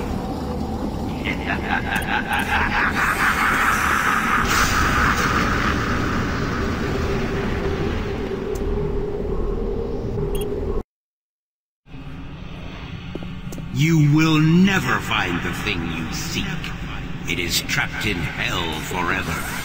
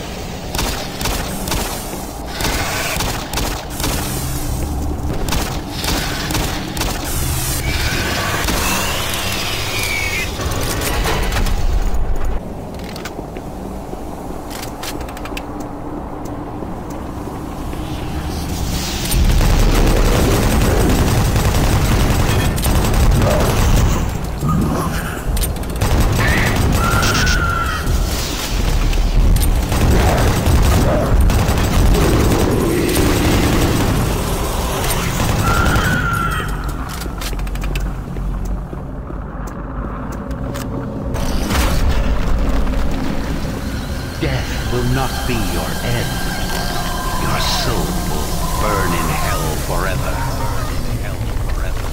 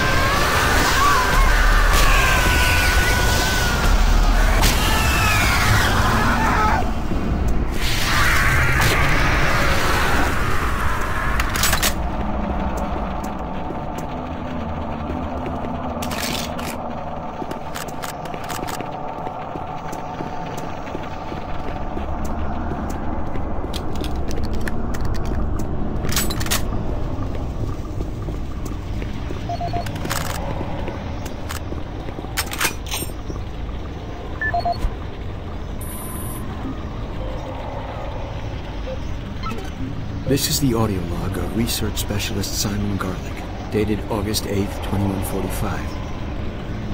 It seems that I have misplaced the rest of the science team. I don't know how it happened. This place... well, I don't know what this place has done with them. One moment there, I'm taking samples, and the next thing I know, I turn around and everyone is gone. There 1 second, turn around, and they're gone. I can't raise anyone on the comm links, and the only signs of the team I can find are tools and other personal effects that seem to have been left behind. Almost as if they had stopped working midway through running experiments.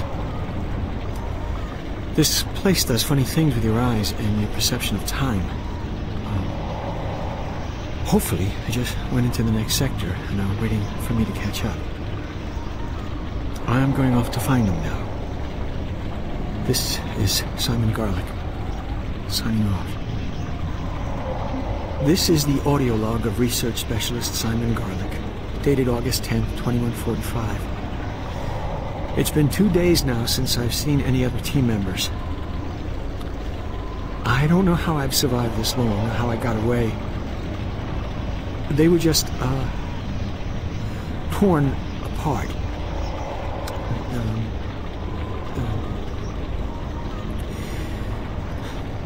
They could only be described as demons. I have never seen such a big thing move so quickly. Oh dear God, what has happened to us? The teeth. Oh, that's the last thing I remember seeing. Teeth. The sounds. Words cannot describe. I'm sure it's just a matter of time before they find me again.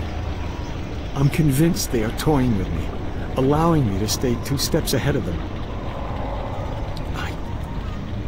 I can see them in the shadows sometime.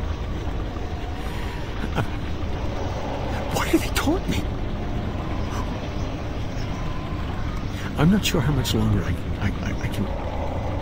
I'm shooting at shadows here. And every moment I feel them creeping closer toward me.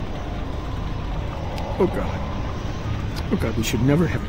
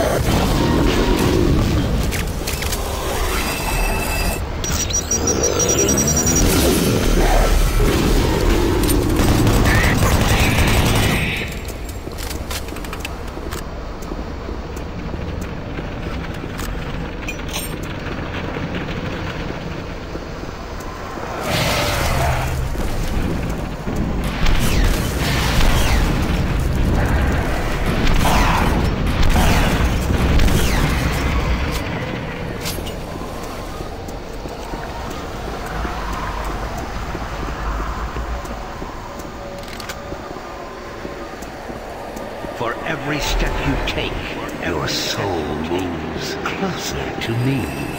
Suffering and pain waits for you.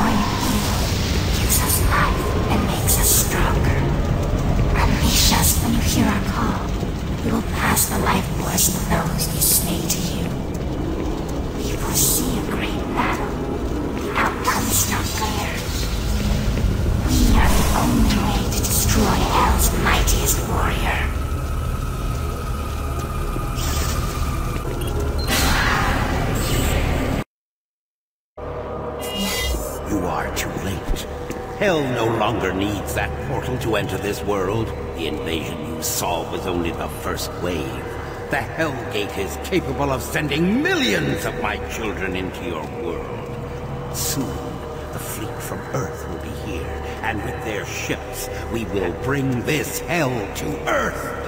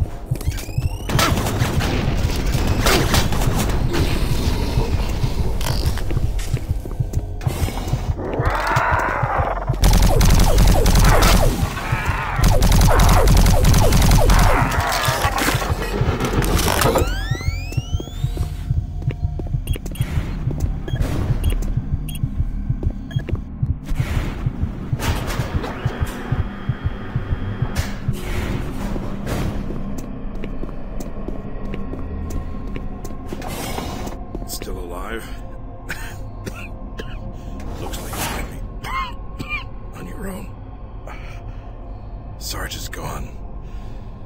They've got to him. I don't know how long he's been working against us. He's no longer human. Campbell went after him. He's got to be stopped. Hell is breaking through in the caverns. If that portal isn't closed before those ships arrive, Earth will be destroyed. Earth. That's what they've always wanted. They were there once. Lost it in the dawn of time. Now it's so close. They can taste it. It's up to you now. Take my PDA, it's got what you need. Good luck.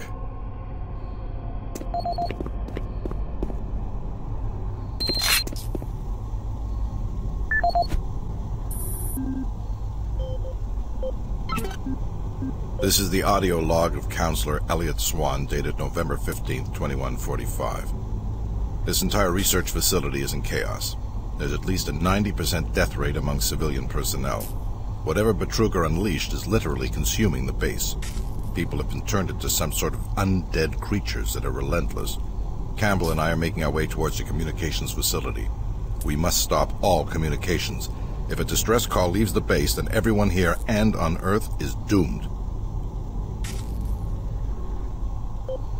This is the audio log of Counselor Elliot Swan, dated November 16, 2145. Campbell and I were unable to reach the main portal in the Delta Complex, but that portal may be inconsequential to a more disturbing discovery. We have uncovered reference to another portal, created by the demons themselves, a passageway between Hell and Mars. We suspect it resides within the caverns somewhere near the archaeological dig. The fleet is on its way. Campbell and I will attempt to move there and somehow either shut it down or destroy it. That hellhole must be closed before the fleet arrives.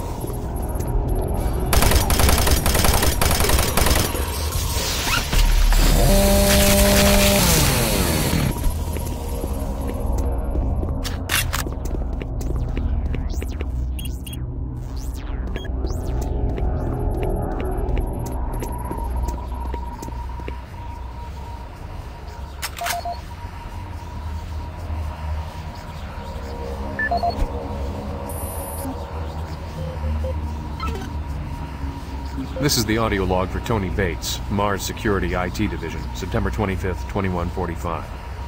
I spent the last 4 hours going through the code for the door systems here in Central Processing. This is proving to be a real bitch of a glitch to work out. I've traced through every system I could think of, and access to Lab A continues to be problematic for the time being. All the regular access codes seem to be working fine, but the database will not allow access rights to be granted to new visitors. In the meantime, I'm adding a backdoor code into the systems for IT staff and the eggheads, so if they need access to Lab A while the systems are on the fritz, they can use the code 627 to bypass door security. End of log. This is the audio log for Tony Bates, Mars Security IT Division, October 15th, 2145.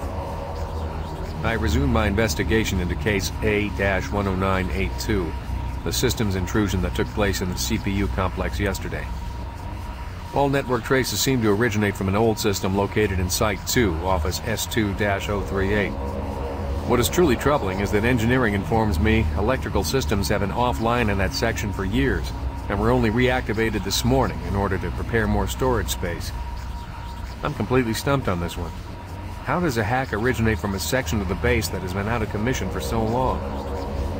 I will make another report once I personally investigated the suspect office in Site 2. End of log.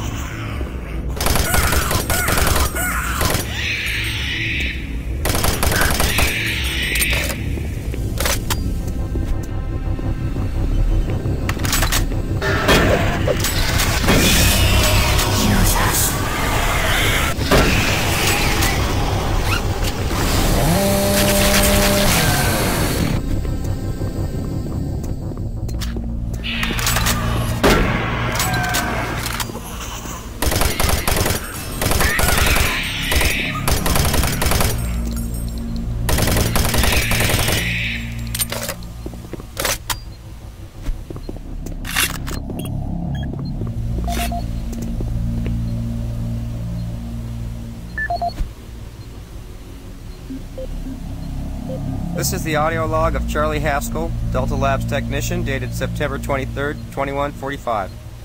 We're making good progress in increasing the max range of Chamber 3 in the Delta complex. We've been crunching numbers all night and feel that with a few slight modifications, we should be able to boost output to cover all of Delta. The latest schedule changes are wreaking havoc on our current systems, and it's not uncommon to see system utilization at 99% for days at a time. We understand that Lab A has finally received the NREC 6809 systems. Please consider this a formal request for a block of 2 hours to run our latest formulas at the soonest available time.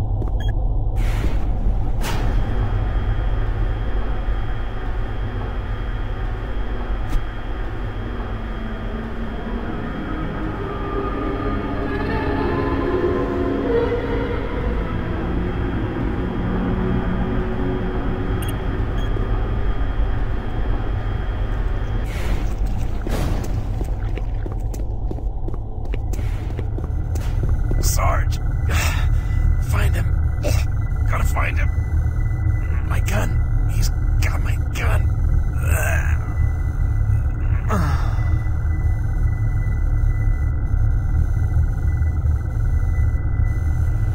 I killed that pathetic bodyguard. And now I will kill you.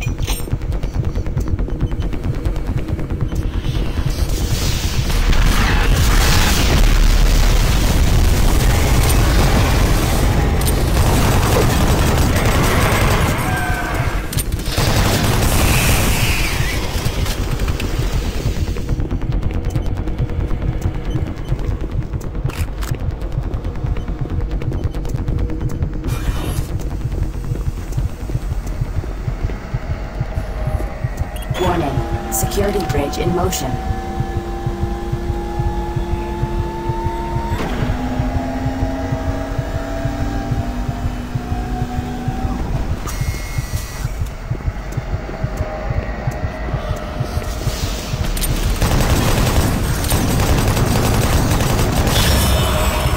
Bridge destination.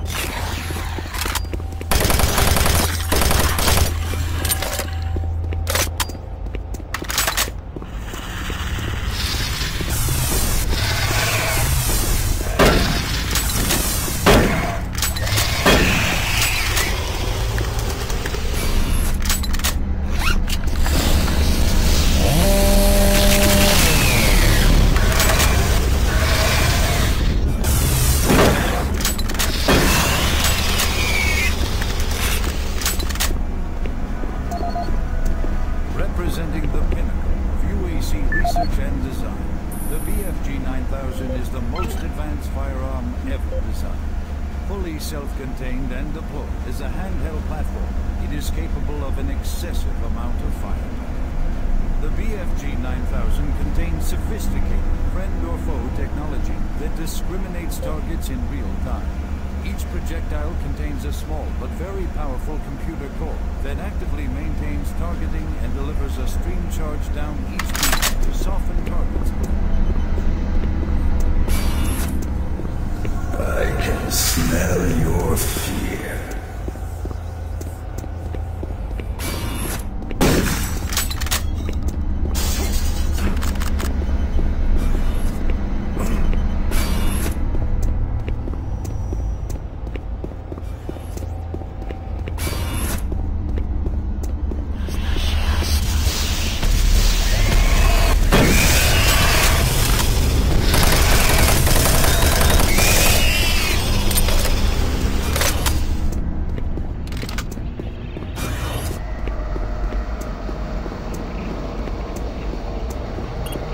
Security clearance accepted.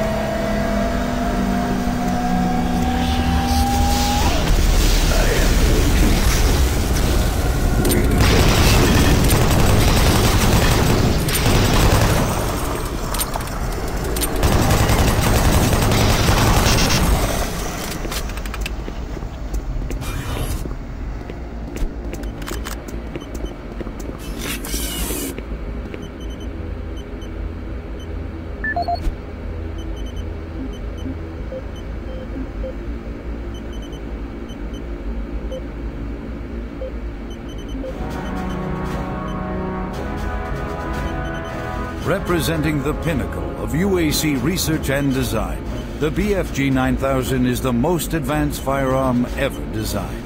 Fully self-contained and deployed as a handheld platform, it is capable of an excessive amount of firepower. The BFG-9000 contains sophisticated friend or foe technology that discriminates targets in real time.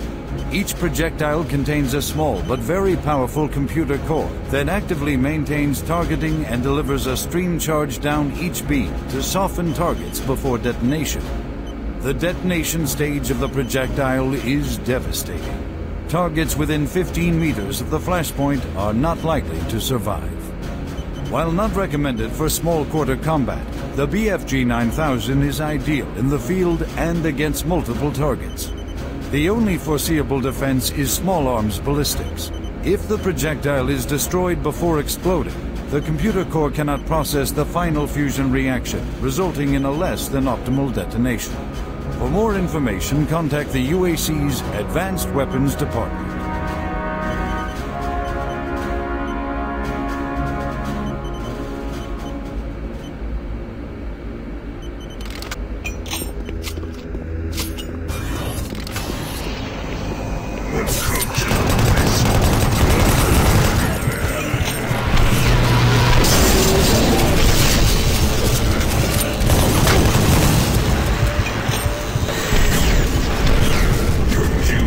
Always been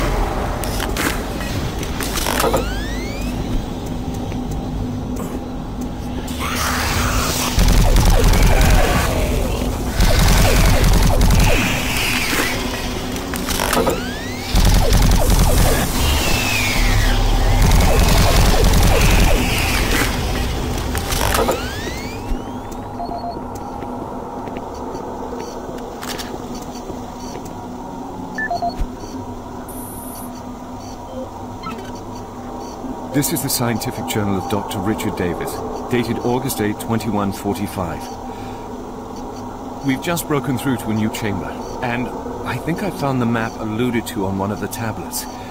The artifact is constructed into the ceiling, and it is a magnificent find.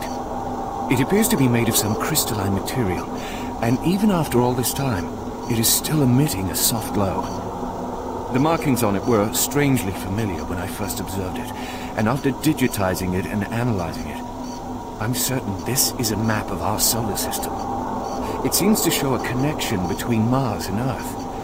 My current working theory is that the last survivors used the teleportation technology to escape to Earth.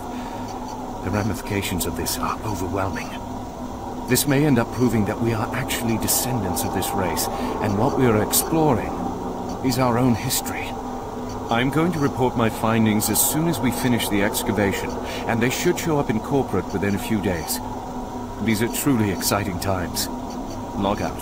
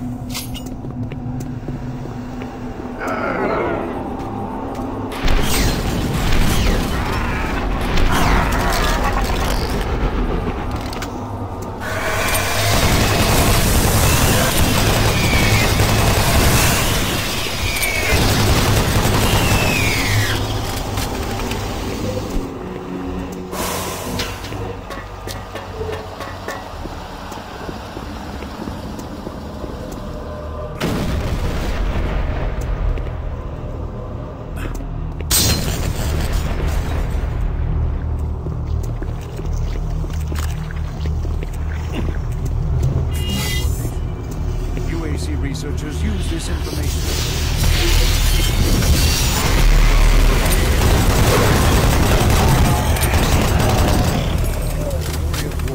And now, faced with impossible odds. Are you sure you killed them? What? You have the soul cube, just like in the carvings I've been researching. If I'm correct, that cube is our only chance to stop this. No time to explain now. You need to get to the caverns quickly. Take my PDA. It's right there on the desk. It's got security codes for the area, and my research logs on it.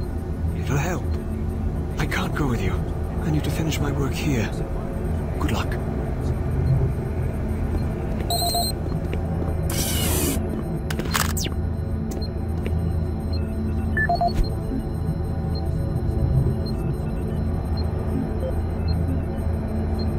This is the audio log of Dr. Pierce Rogers. I don't know if I'll make it off the base alive. I don't have much time, so I'll sum up what I have quickly and upload the rest of my finding into the databank. I hope someone finds them. It was all on the stone tablets, all the answers. I can't believe we never saw it. It was as plain as day. If we had only slowed down the development of the teleporters and tried to really learn what the tablets were trying to tell us, trying to warn us. The ancient people battle the same demons that are attacking us now. The demons came through the teleporters that they built, just like now. They created the Soul Cube and used it to stop the demons, to drive them back to hell. don't know how, but that must be the answer. That is why that artifact was left behind, left for someone to find if something like that ever happens again. I can't reach Delta from here. I won't make it. I truly hope and pray someone finds the Soul Cube, and it helps. Lord, help us. End of log.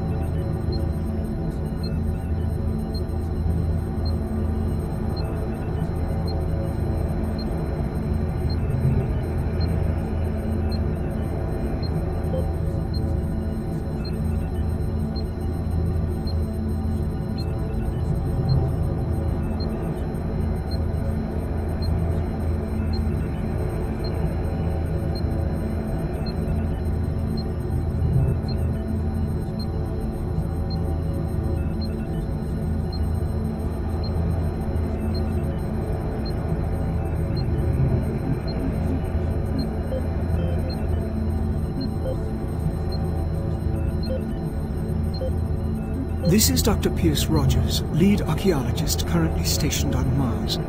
As the preliminary reports have suggested, we have made some amazing discoveries here on Mars. Life on Mars has long been theorized, but we never imagined anything like this. The initial chamber was discovered in 2115. It leads into what is now known as Site 1. Site 1 is the largest of the sites, and we are still actively working there. It is made up of a series of chambers and connecting tunnels, all of which are covered in glyphs and symbols. Using the UAC pattern processor, we have finally been able to understand some of the glyphs, and from them, here is what we have learned. The ancient people looked like us, at least to the extent that they were bipedal and were similar in shape and size. Their level of technology was astounding. For instance, the glyphs at each site were carved into the rock by some sort of machine, and each one is precisely cut from the stone. It far exceeds the precision of anything we can do. They had a social structure that seemed very aristocratic, with a lot of emphasis on social stature and structure. Site 2 is a much smaller set of chambers, mostly containing burial sites, temples, and various amounts of individual artifacts. This site has been photographed and cleared out, and all material is back on Earth for study and review.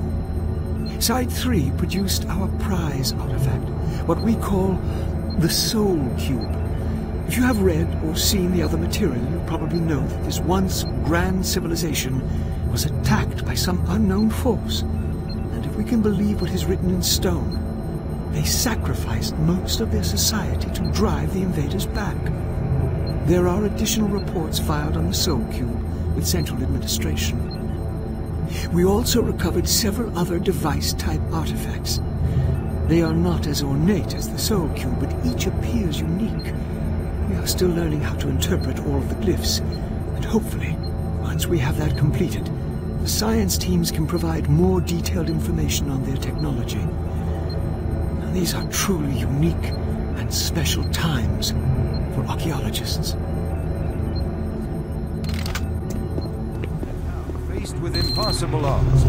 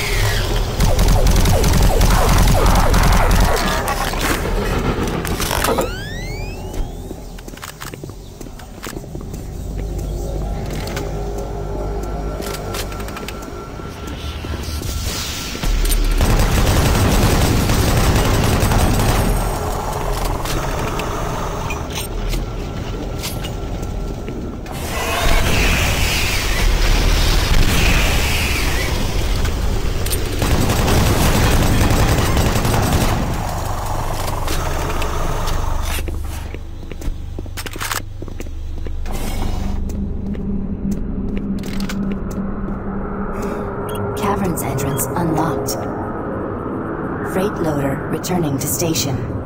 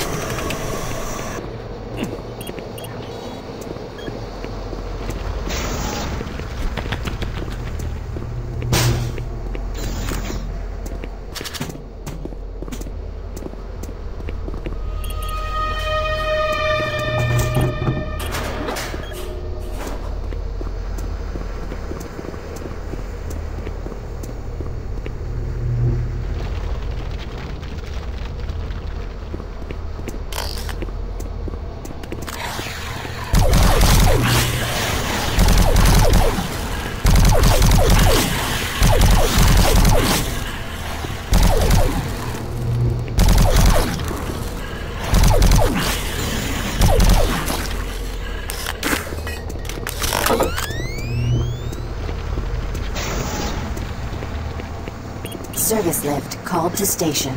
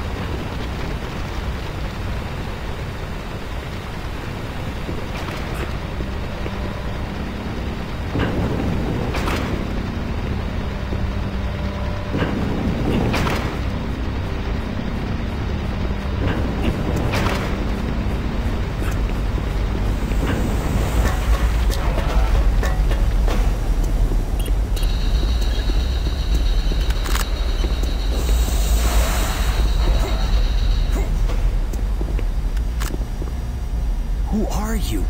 What are you doing here? You're gonna attract attention and then they'll come. Get out of here now. Take that key card. It'll help you get to the surface.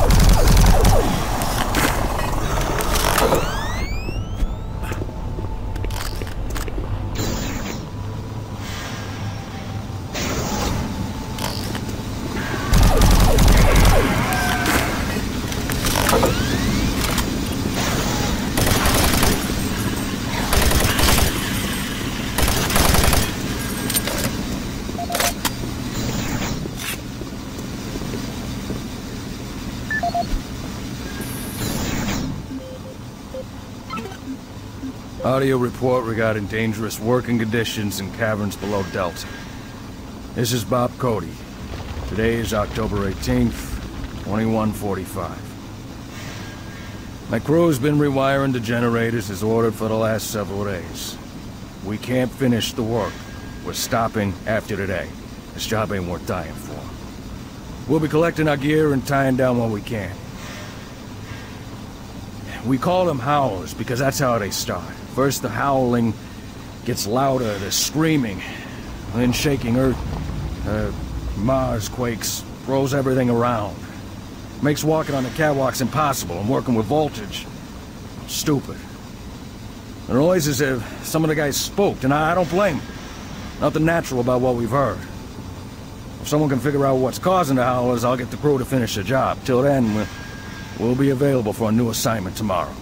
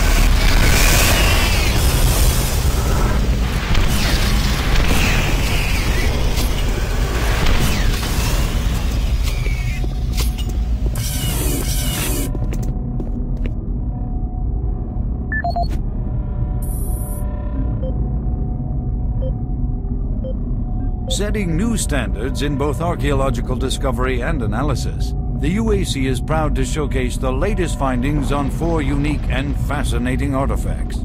These tablets were originally discovered in the dig site under what has become known as Site 3.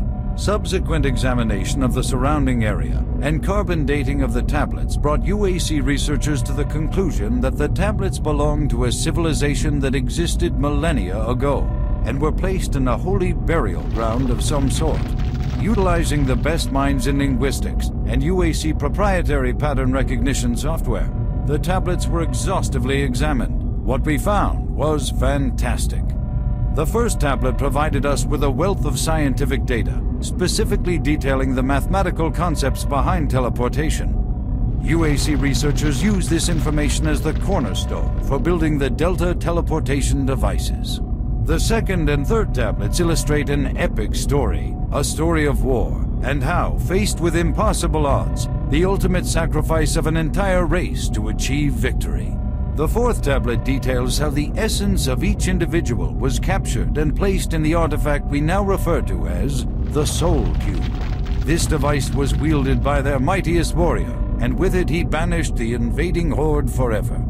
Our researchers are still analyzing a recently found hidden section of the fourth stone and some related fragments. It goes into detail on the invading force and indicates the remaining survivors may have teleported somewhere. Where we do not know, although it seems to reference a map we have yet to locate. To date, there remains no evidence of any type of invasion at any of the sites. Our assumption is that time has removed all but what we now see.